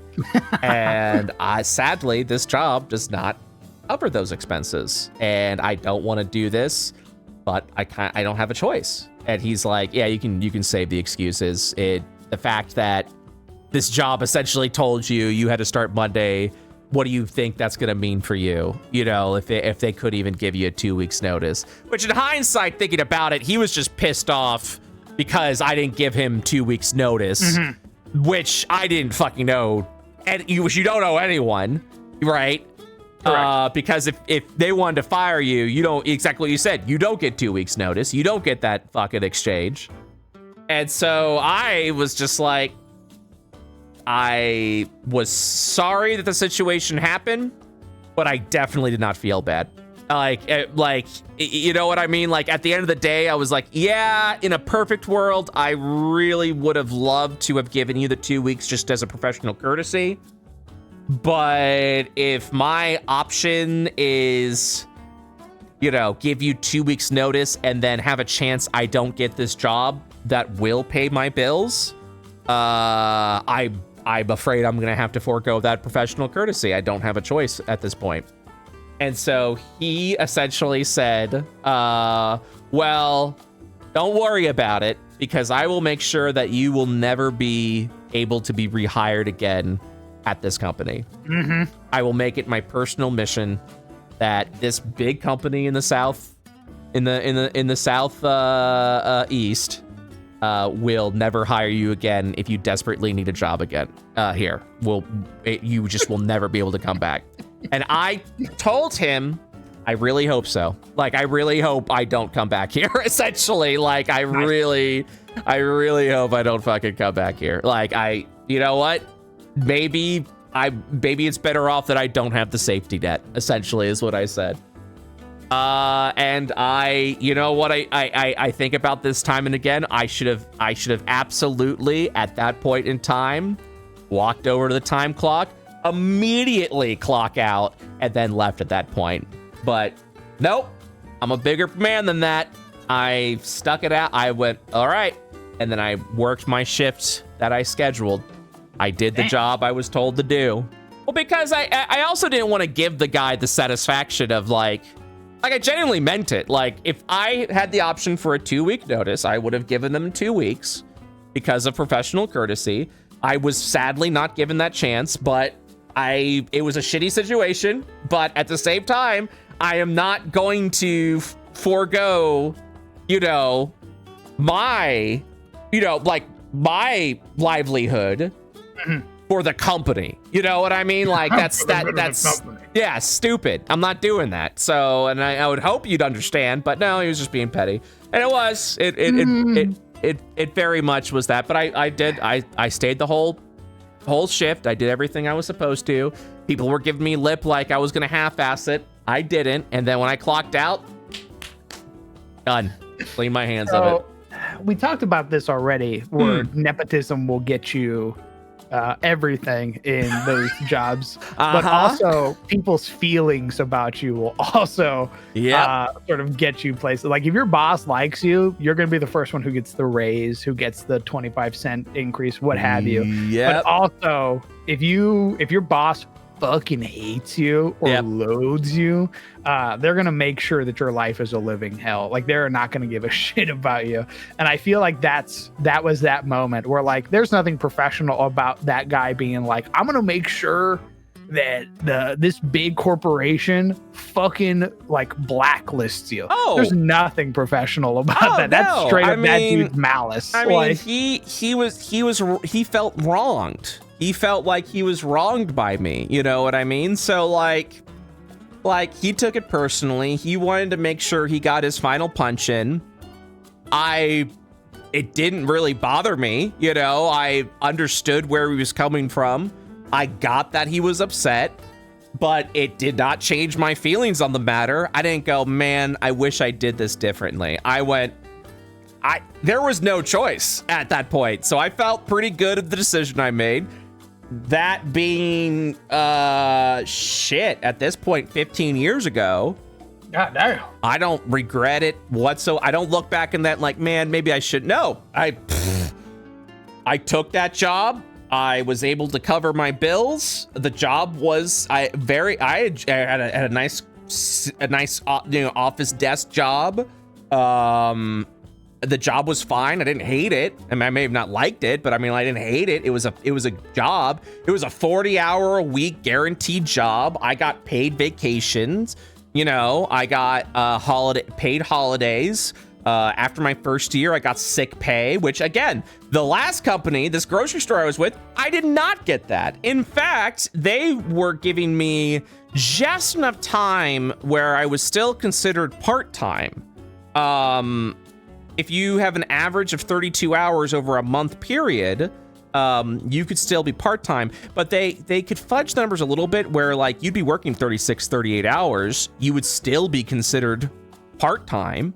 I didn't have vacation. I didn't have sick, but I needed the money. So I'm not going to be like, hey, what are you going to do when you complain when you get those extra hours? They'll just take it away and give to someone else who won't be lippy. Yeah. So yeah, the whole thing was very manipulative. And then I moved to a job where after 6 months, I got a week's vacation. After a year, I got a week's sick pay.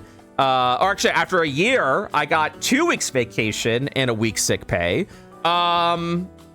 And what was really fucking cool is when I went to orientation that I needed to go Monday, and this has also made no sense to me, but I wasn't complaining.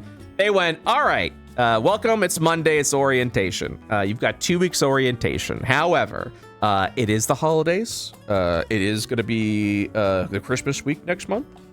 We normally give a week off to people, either for the week of Christmas or the week of New Year's. You are going to be paid for this time. So I was in orientation and they said, we have to split your orientation into 2 weeks because you've got orientation this week. And then we're going to give you a paid week off during Christmas. you, the new person that started working here, we are going to give you your second week of the job. We are giving it to you paid, and you get to take it off. Oh, hell yeah. So I immediately was like, I made the right fucking call. Let's go. So it works out, baby. Yeah, no fucking regrets. But yeah, man, that's yeah, I don't know how we got on that, but yeah, it genuinely is that. Just work for your. Well, don't. I mean, you do you. If you're happy with your job, that's great. Survive. Yeah, just survive. That's all you gotta do. Go. Yeah. I'm about to say, don't work for yourself if you can. If you can, yeah. My God, that also fucking sucks. Yeah. Oh yeah, that's its own mental struggle. I mean, it literally took me 5-6 years before I finally started to yeah, I'd say about 5-6 years until I finally started making my own money on this platform. So I had to take a lot of odd jobs, had to do a lot of shit, but I'm glad I did it, and now we're trying to work on things and build stuff. And now we're doing a cool podcast, which I'm super excited about. Before we continue though, I do want to let you guys know, today's podcast is sponsored by you, the lovely audience. I was like, what the fuck? A fucking sponsorship? What? By the lovely audience, we have just opened a new Patreon, patreon.com/dumpsterdelvers, where we'll be posting ad-free MP3s over for our members, hopefully with the music. I think we're going to be able to do the music off. The audio quality is going to be a lot better than it is now. It'll be completely ad-free, so this ad read that I'm doing right now, you won't have to hear over on Patreon. If you join our next tier up, we're gonna do an after the podcast conversation that'll be only available on Patreon. And then other tiers include, for our $20 tier, our junkyard tier, we're still looking to add some things to that, but some of the things I would really love to do is do quarterly merch, which I think would be really fun, and also do private game streams, which we would only stream to our patrons. And then our top tier, which is Grandma's Garage Sale, you'll actually be able to submit your own personal shout out, which we would give to you at the end of each podcast, as well as a private AMA channel over on our Discord. By the way, any of the tiers that you guys join will get you access to our private Dumpster Delvers server. So make sure you guys once you join the Patreon, make sure you guys check your Patreon integration, and feel free to join our Dumpster Delver server. It'll be a nice, quiet, little more intimate server than the servers we do have. And to everyone who has joined so far, thank you so much. I think we've got 4, maybe 5 $10 people who have joined, which is incredibly kind. Our next goal is getting our lovely bear, Crown DM, a phone line. So make sure you guys join.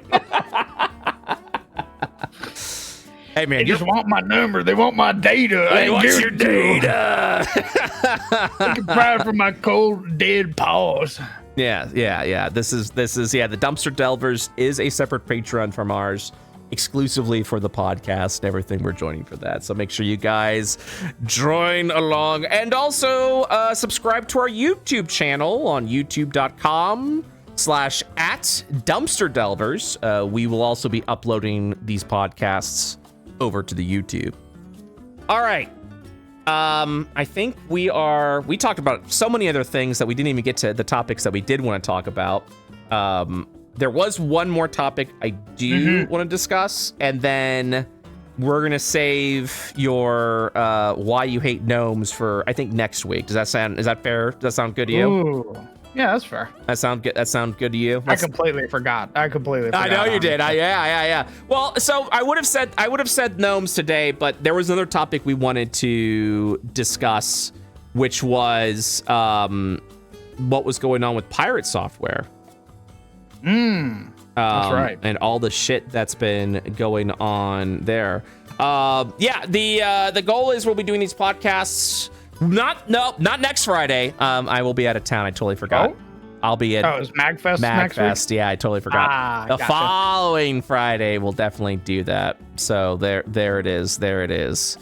Yeah. So for those that don't know, one of the larger streamers on Twitch, Pirate Software, has been getting some shit. And I also want to follow this up with Dumpster Delvers is definitely not going to be a drama talk of other content creators, right? I definitely don't want that to be the view, because I don't like the drama shit talk. And actually, the reason why we are bragging about this is because of an issue that I personally have with content creator culture in general. So for those that don't know, Pirate Software kind of got hit with a 1-2. The one punch was that he was on, I think, Asmongold's stream, or they were on a stream together talking about an MMO that Asmongold had been misinformed about. A lot of people were upset because Asmongold is not... people are not a fan of his political views as well, and he does kind of come across a little bit like a bigot a bit, so people really weren't happy that conversation happened and he was given a platform. But the one thing that did happen, the second punch, though, was he got kicked out of OnlyFans because, and you researched this, so you probably have more information about this. He was running a dungeon. The dungeon essentially went to shit. He did not present himself in a correct manner where he wasn't apologetic or sympathetic to the lives were lost, because he was a mage, essentially. They were doing Dire Maul. It got into a very hairy pull, essentially. And at that point in time, as he kind of like pulls, sort of like they did a pull. It wasn't a pull that he did, but they pulled too much. The shot caller, which I didn't realize was a thing, but I guess in hardcore guilds, that is what it is, said run. So he ran. Everyone ran. He ran. Everyone ran. And I guess because he's a mage, he's supposed to be more like crowd control-y, kind of slowing things down, and potentially could save lives, but he fucking bolted. He went out. Yeah. Go on.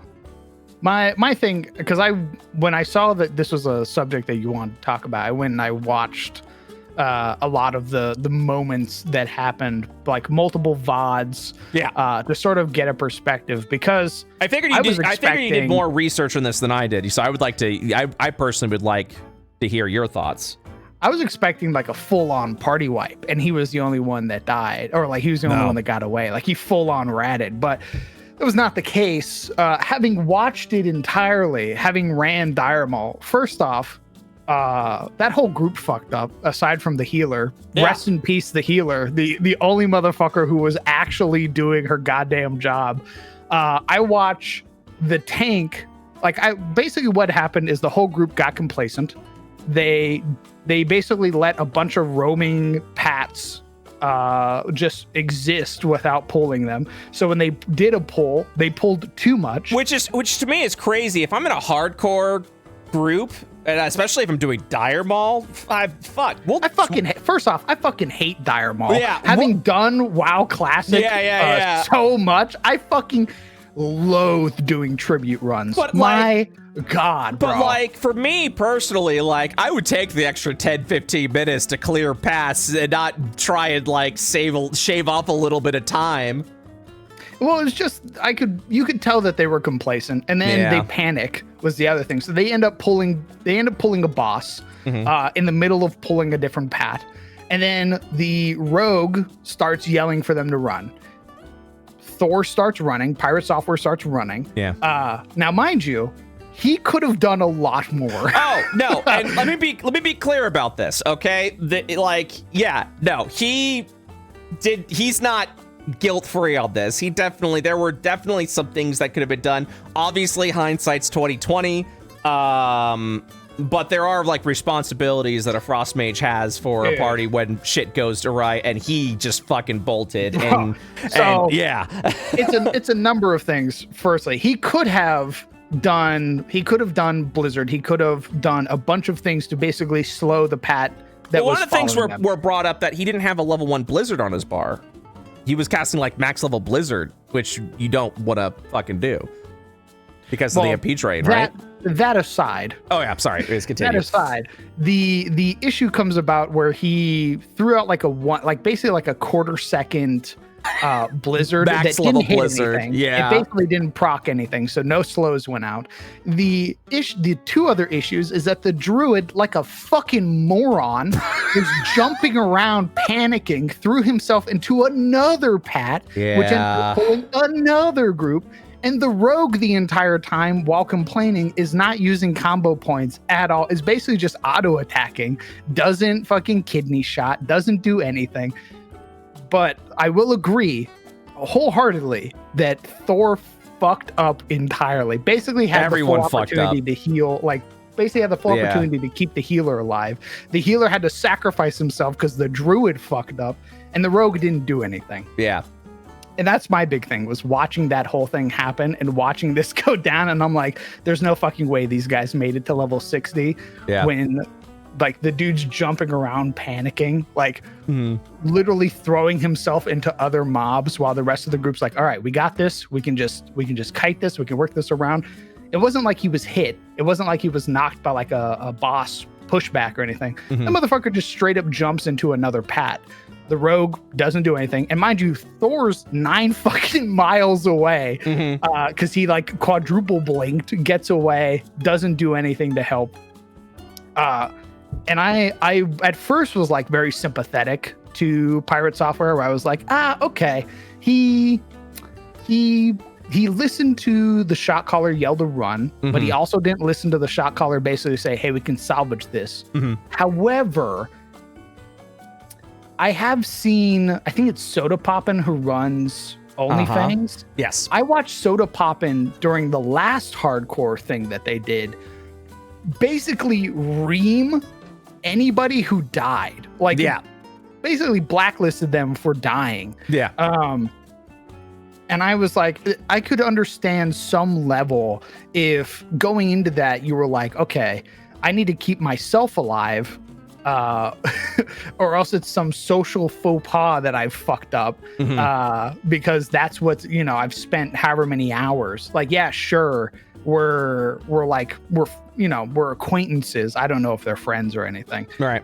But this was like 100+ hours of my life now. So yeah, I'm sure I'm under some moral obligation to help you, but I'm also going to watch out for number one. Yeah. But the big thing with Pirate Software is that he didn't say he was sorry. Yeah. Which he really, if only he had said he was sorry. Yeah. This wouldn't have blown up as much as it did. If he had literally been like, I could have done more. Like, I'm sorry that I didn't cast Blizzard. I didn't Frost Nova or whatever. Yeah. Because you could have Frost Nova'd into a blink and you would have pulled aggro from the hyenas. Maybe you'd have pulled aggro from the boss. Right. But you'd have blinked in time to basically have gotten away. And had the rogue fucking been using his combo points and wasn't brain dead the entire time, you could have half stunned the boss. So it's a whole gaggle of shit, but Pirate Software did fuck up by not saying he was sorry and then quadrupling down. He did, which is incredibly unfortunate. I don't know much about the guy outside of his YouTube shorts. I thought he was a pretty funny dude. Yeah. But watching that whole thing happen, it's pretty wild how quickly you could go, like how quickly you could be on like the highest of highs and then like get shot down because of an interaction that happened. And I think that was something that you wanted to talk about. Yeah, that was so like everything you said is true. Like I agree 100% with all that. Definitely am not saying like, oh, well, you see, it's the shot caller, or, oh, it's blah, blah. Like, there was so much that fucked up that there was very little to blame. Like you said, the healer who died was probably the only one that was trying to do their job the best they could. She was the only one doing her job. Yeah. She saved the fucking druid who pulled more. Yeah. Basically sacrificed her own character so that druid could get out. So it was a messy situation. Spirits and emotions were high. There was sort of this double down, triple down, quadruple down of like, oh, well, it was a bad group. Oh, I'm the top enchanter. Oh, I'm doing blah, blah, blah. So however you feel about like that kind of circumstance where like you roll your eyes and like, all right, dude, like whatever. Like, I get it. I get that. Right. And true. 100%. I absolutely agree where it's like, yeah, this probably wouldn't have been blown out of proportion. This probably would have been blown as out of proportion if he, at the very least, was just like, I see where I fucked up. And there's been a couple of times where he's attempted to say that, but it still is very low key. Like, you know, yeah, I made some mistakes too, but like, we're going to blow through that as fast as we can. I get it. And however you feel that response is inadequate is fine. Just don't watch it. Like, if that turns you off from his content and you don't want to watch his content, then don't fucking watch his content anymore. You know what I mean? But what was incredible to me is how there were people who were that's why also I'm just very skittish around doing like big community things with other people's communities. Because I was doing OnlyFans for a little bit as well, and then I just ran out of time. And then I wasn't active for a month, so they just booted me out of the guild, which is again, fine, whatever. But what's hard about this, and this is the big takeaway that I have on this end, is that then you have Soda Poppin', which I'm not blaming him for this either, doing the play-by-play, and he's saying like, oh, he's ratting, he's roaching, whatever these fucking terms that I've never fucking heard before until this happened, by the way. Until I heard Soda Poppin' say this shit. And he's saying all this shit. He's like, oh, he's roaching his rat, and yeah, he's quadrupling down. Like, yeah, other people made a mistake, but you shouldn't be doing that, blah, blah, blah. He shared his opinions, it's fine. Dude is right to have an opinion. But it's so incredible to me that after a big fucking streamer shares their opinion, which is like, yeah, doesn't look good, don't like how it looks, that then now we've got Thor getting death threats, getting these violent fucking death threats, getting all of this harassment. And to me, first of all, people are always going to be, there's always going to be someone unhinged online, right? He's getting all these death threats. He's getting all this harassment. He's getting all these nasty fucking messages. His mods are getting all this shit. He is getting flamed. It's to me, I feel like, that's an overreaction. You should never fucking do that.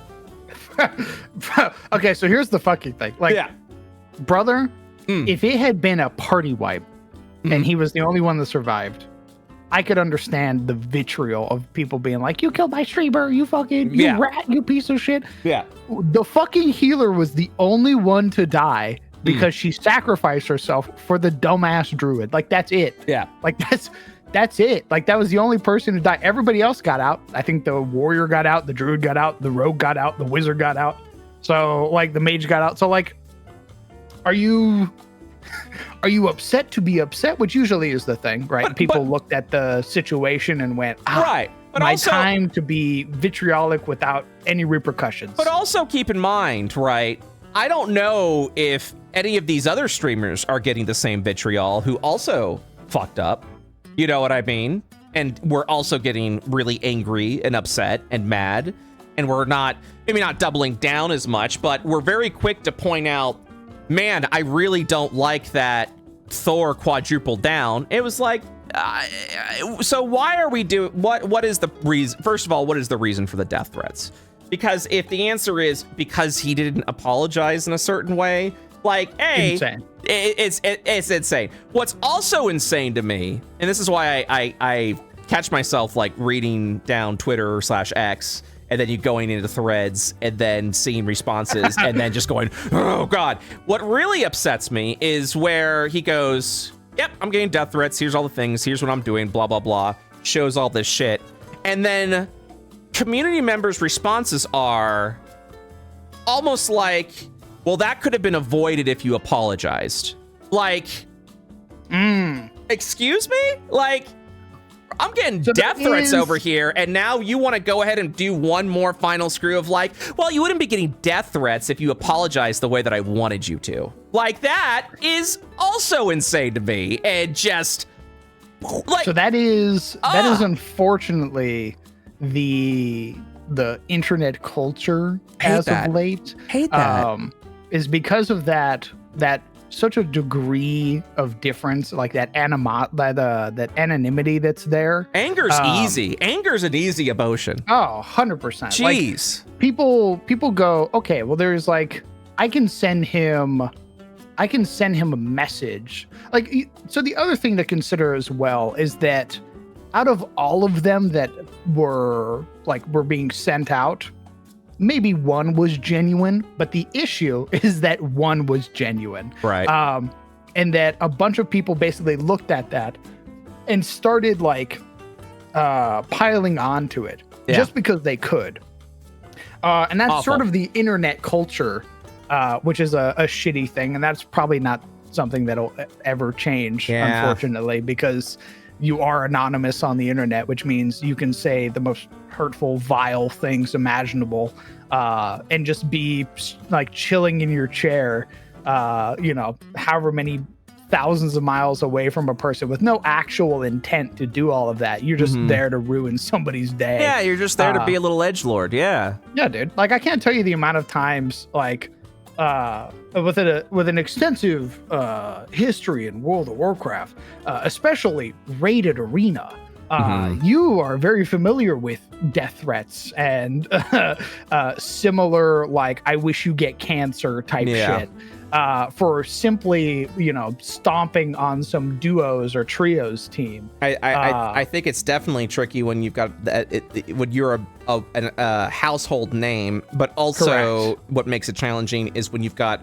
all these other big streamers who just want to share their opinion on the matter, which makes for good content. Let's not lie about that, because of course, and that's why I hesitate to make, like, obviously this is different.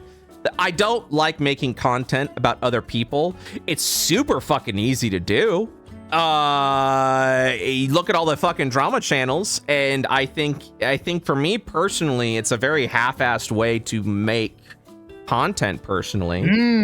But because I can get into another dumpster conversation about that, where like when the OGL nonsense came out, and people were being very audibly angry, as they should, but then they saw their number go up when they were, and then they just kept doing it afterwards. They found, if I am outraged and I get to point at someone or something or a company or blah, blah, blah, I get views now. If I get views, I get ad revenue. I can now survive. And now you're a fucking drama channel. You're a drama bait channel. And I hate these fucking drama bait, tabloid-esque. I mean, we've been dealing with tabloids and drama magazines for all of our life because people want the dirt. People want the gossip. People love that shit. So I hate that. Oh, trust me. I love drama when it's not my drama. Like, my favorite thing is looking like over my fence and be like, bam, April's fucking it up over there. And I sort of sit back and I drink my tea and I talk to my other neighbor and I go, what's happening? I have to show you a YouTube video, or a little video that pops up, little short video that pops up on Twitter sometimes, and it's the that kid that gives you that look where the teacher's losing their shit, and it's just like it's the same kid. He's just kind of looking forward. He's kind of got this awkward look, and all you're just hearing is this teacher screaming and yelling, and then he turns over and he sees another kid looking at the kid, and he kind of gives that face of like like that face, and you're just like. Yeah. No, we're all like that. We're all wired that way. But it's to me, I feel like when anyone tries to cash in on Outrage, because it makes for easy content, especially when it involves a person or people, I just think that's the lowest. So some of the lowest brow content that you could make.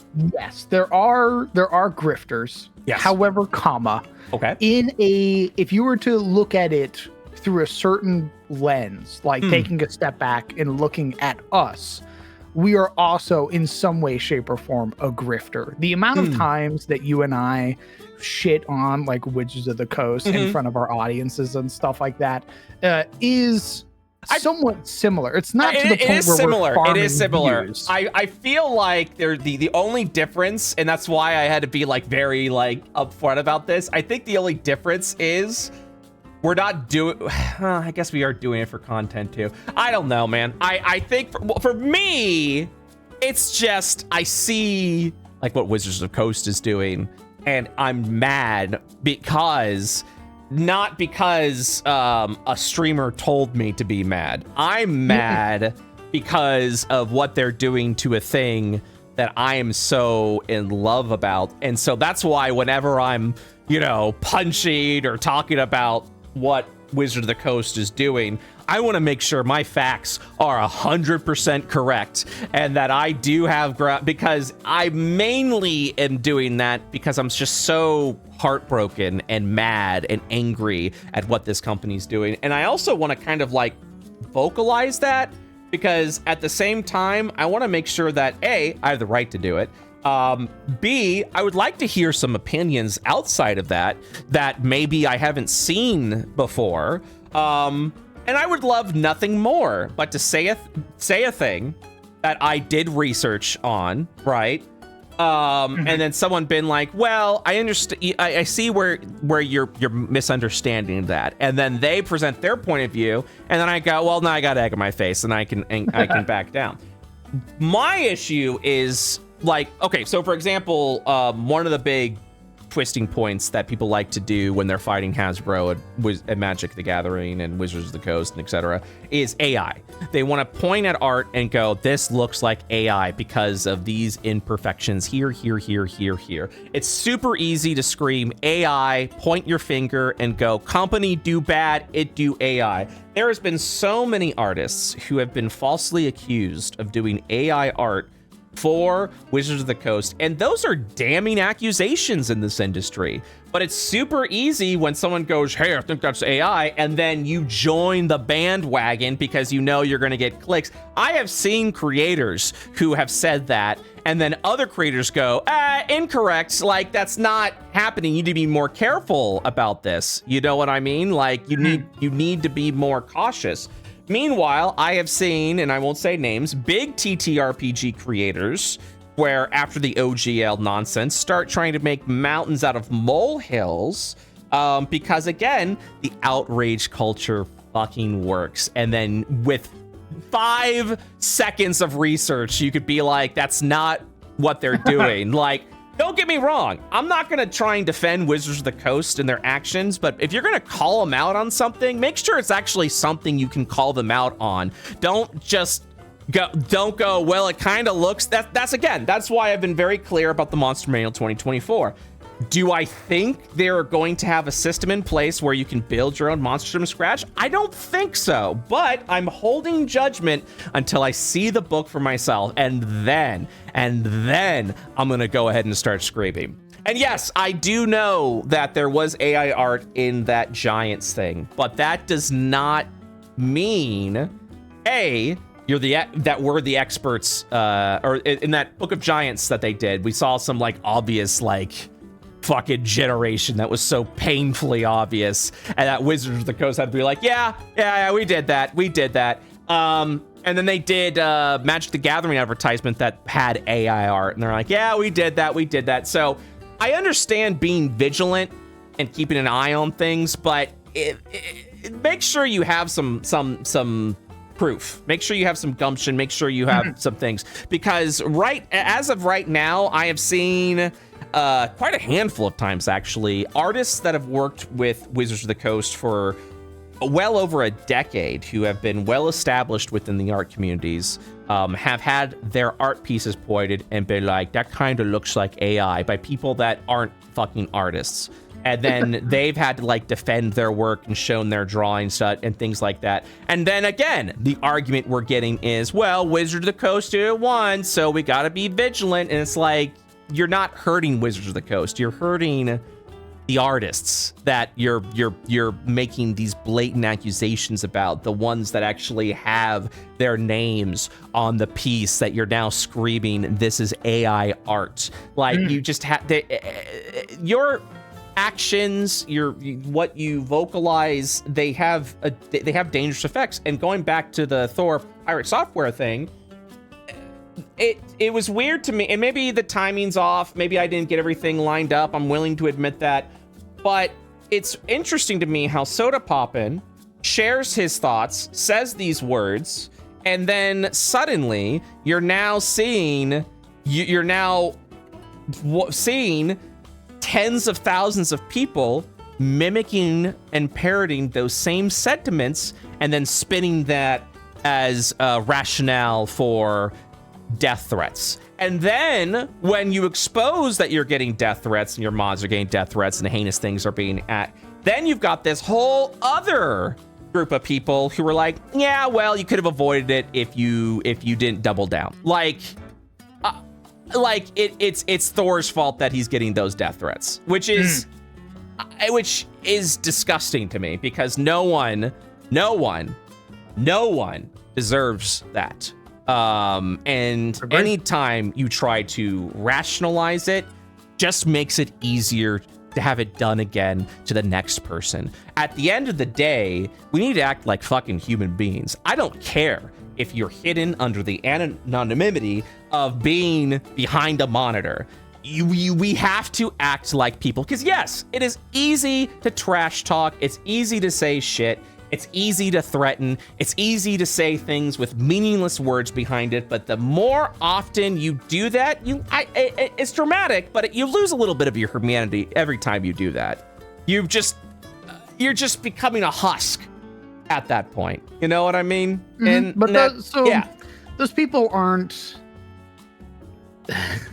That you are 100% correct. The issue is that the people that are doing this aren't yet either emotionally mature enough to understand that, or aren't self-aware enough yet to understand it. They haven't surrounded themselves with enough people who will basically go, hey man, you shouldn't do that. Yeah. And that's a lesson that they'll learn later on in life, which is generally what happens. The people that go around and they spew death threats, they spew vitriol, hatred, what have you, generally don't have a good foundation under themselves to basically learn from. So they just sort of go with their basic instinct, which is lash out, be hateful, what have you. I think there's a section of people that are like that. I don't think it's everyone. I do think there are nasty individuals out there that just say what they want to say, like to get the rise out of people, and that's just how they get their jollies. But I agree with you. I definitely think there is a subsection of people. I know I've encountered subsections of people who have said and done mean and terrible things, and then you go to them and be like, hey, quit it. Like, that fucking hurts, dude. And I've done that to a person when I first started. I made a point that I didn't like it when people on social media used their profile picture of other creators. I always thought that was weird. You know what I mean? Where they make. So, like, okay, let's say. Okay, Markiplier is a good example. So let's say you're a fan of Markiplier. So you're on Twitter. You change your profile picture to a picture of Markiplier. That, like, I don't care as much anymore than I did before. But to me, I'm like, that always felt weird to me when you're using like a living person as your profile picture. You know what I mean? Especially, I think it was more content creators, because that to me felt a little bit more like a few layers or degrees were sort of removed from that. At the end of the day, I always look at content creators just as like me, you know? So for me, obviously, like, I'm going to have more of a personal bias against that. I don't care what you have your profile picture of. It doesn't really matter to me anymore. But I made the note like, I don't like that. You know, I like seeing that.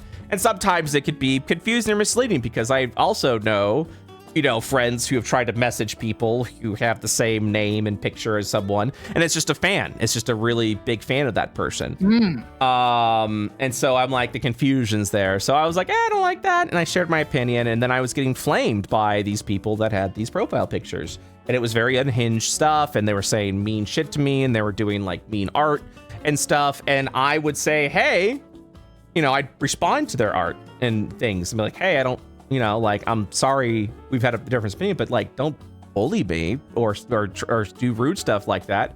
And their response, which was astounding to me, was like, oh my God, I didn't realize you would have read this.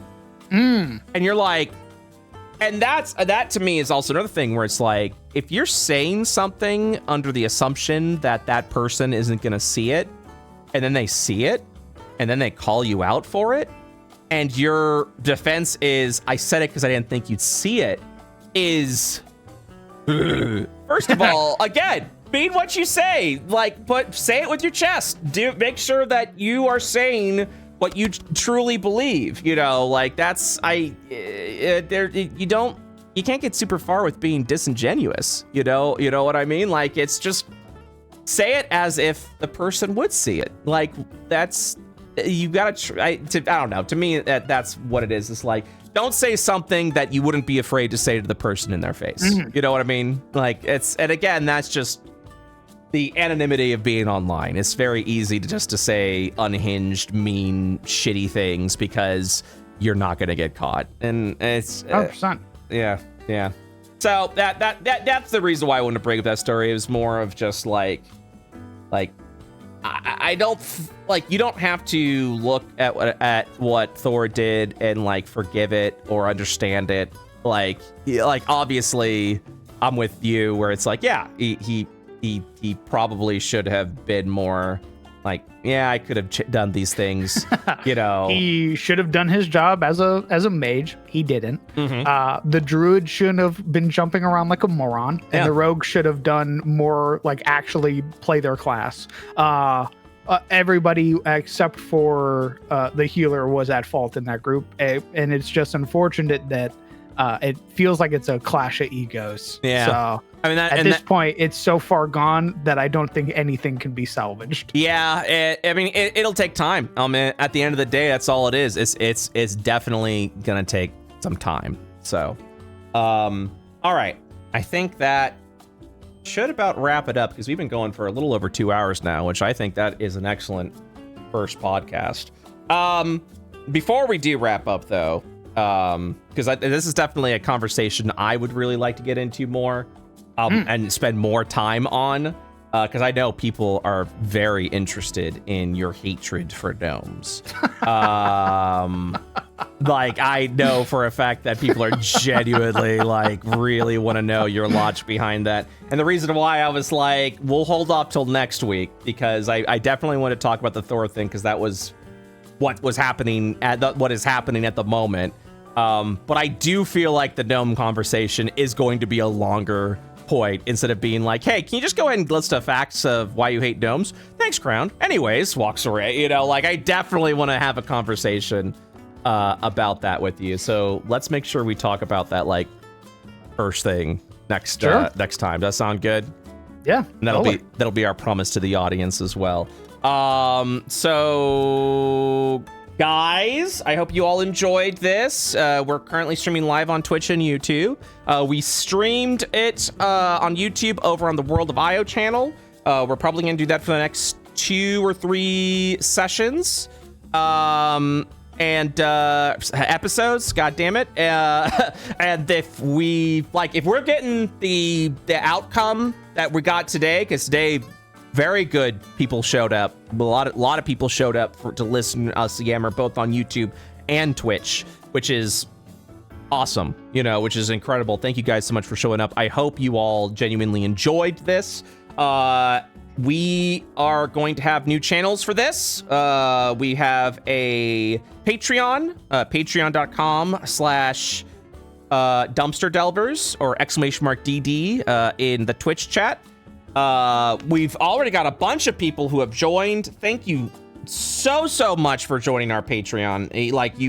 It means so much to both of us. I know Crown also It really does. Yeah.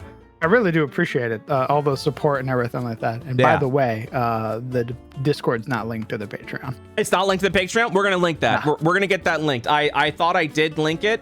I did that. I thought I linked it.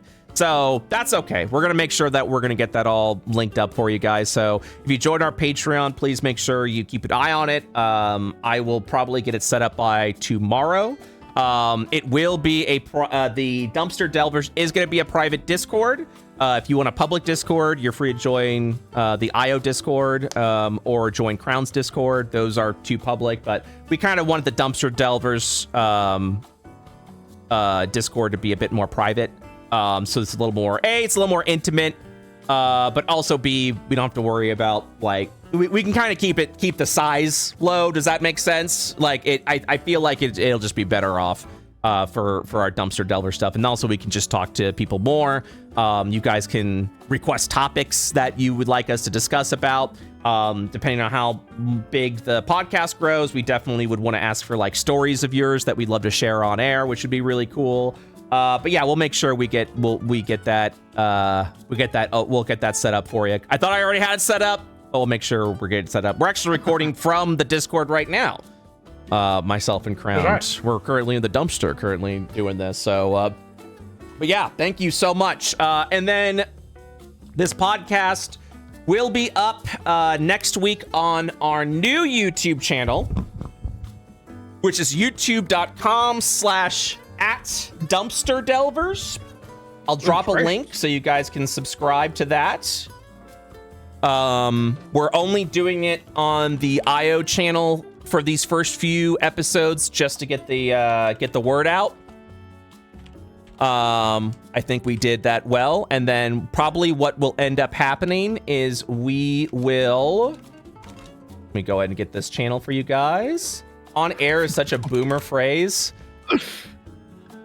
Okay, but I mean, that's true though. I mean, it's true though. Yeah, I like being on air. What is it true? It's a boomer phrase, or is it true that? What are you talking about? True that it's a boomer phrase. Shut the hell up. What do you mean? Over here. Oh, live on the cast. To the radio. Okay, shut up. Look, what should I say? What should I say, kids? Like, what do you fucking want from me? Catch us live, baby. Yeah, catch us live. We'll answer it live on the thing, live on cast. I'm gonna say air. I don't live from the Discord. I let my age show up. I don't care. Throws you in the dumpster. It's fine. It's whatever. There was actually one time. I typed something on my YouTube channel, and I double space because that's how I was taught to type. And so someone pointed out, they're like, "You're old because you double space," and I'm like, "What the fuck?" Nice. And well, ever since we opened up the publishing house, say single space, because that's what you're supposed to do. So I've been getting back into single space, but I was like, come on, man, come on. So yeah, again, the plan is we're gonna continue to stream this on live on Twitch. Once we get crowned a phone number, we'll do cross stream, so we'll be on both of our channels. The VODs will go up on Dumpster Delvers about 5 to 6 days afterwards. And the Patreon will have audio only of the podcast with all of the ads, like pitching like the YouTube channel and stuff, all of that removed. And then, yeah, we're going to we'll do an after show, which will be exclusive to the Patreon. And then we'll do we already got a $20 tier, which, thank you so much for that. I think if we get like 4 more, we'll probably do like a monthly private gaming stream, just me and Crowned, which I think it'll be a lot of fun, and we don't have to. I think it'll also be really good and intimate, because then we don't really have to worry about like view counts and stuff like that. We can just kind of like chill. People can show up if they want to do that, and yeah, we'll do that. So thank you guys so much for coming out. Thank you so much for the kind words. And I think that's it. Crown, is there anything you want to pitch or anything like that before we wrap things up? No, I appreciate all you guys. Thank you guys so much for coming out and watching, listening to us ramble, as it were. It was a great time. I really enjoyed it. It was nice to just shoot the shit. Oh yeah. And I think we'll be doing that far more often as well. Stay in the voice call because we're about to do our after podcast conversation where I think we'll talk about what you thought and what you felt of all of that as well. But for now, we're going to stop the stream. So guys, thank you again for watching. Thanks for joining us at the dumpster. We appreciate you joining us in the alleyway. And we will see you all later. Thank you so much for the gifted subs. I see 10 gifted subs from I Dislike Matt and 5 gifted subs over on YouTube. I really do appreciate that. But make sure to join our Patreon so that way Crown also gets that money. So we can get him that phone line. I appreciate you guys. Thank you guys. Yeah. All right, guys. Thank you again for joining us out by the dumpster fire. And we'll see you guys next time. I hope you have a wonderful day. Bye, everyone. Bye-bye. Bye-bye.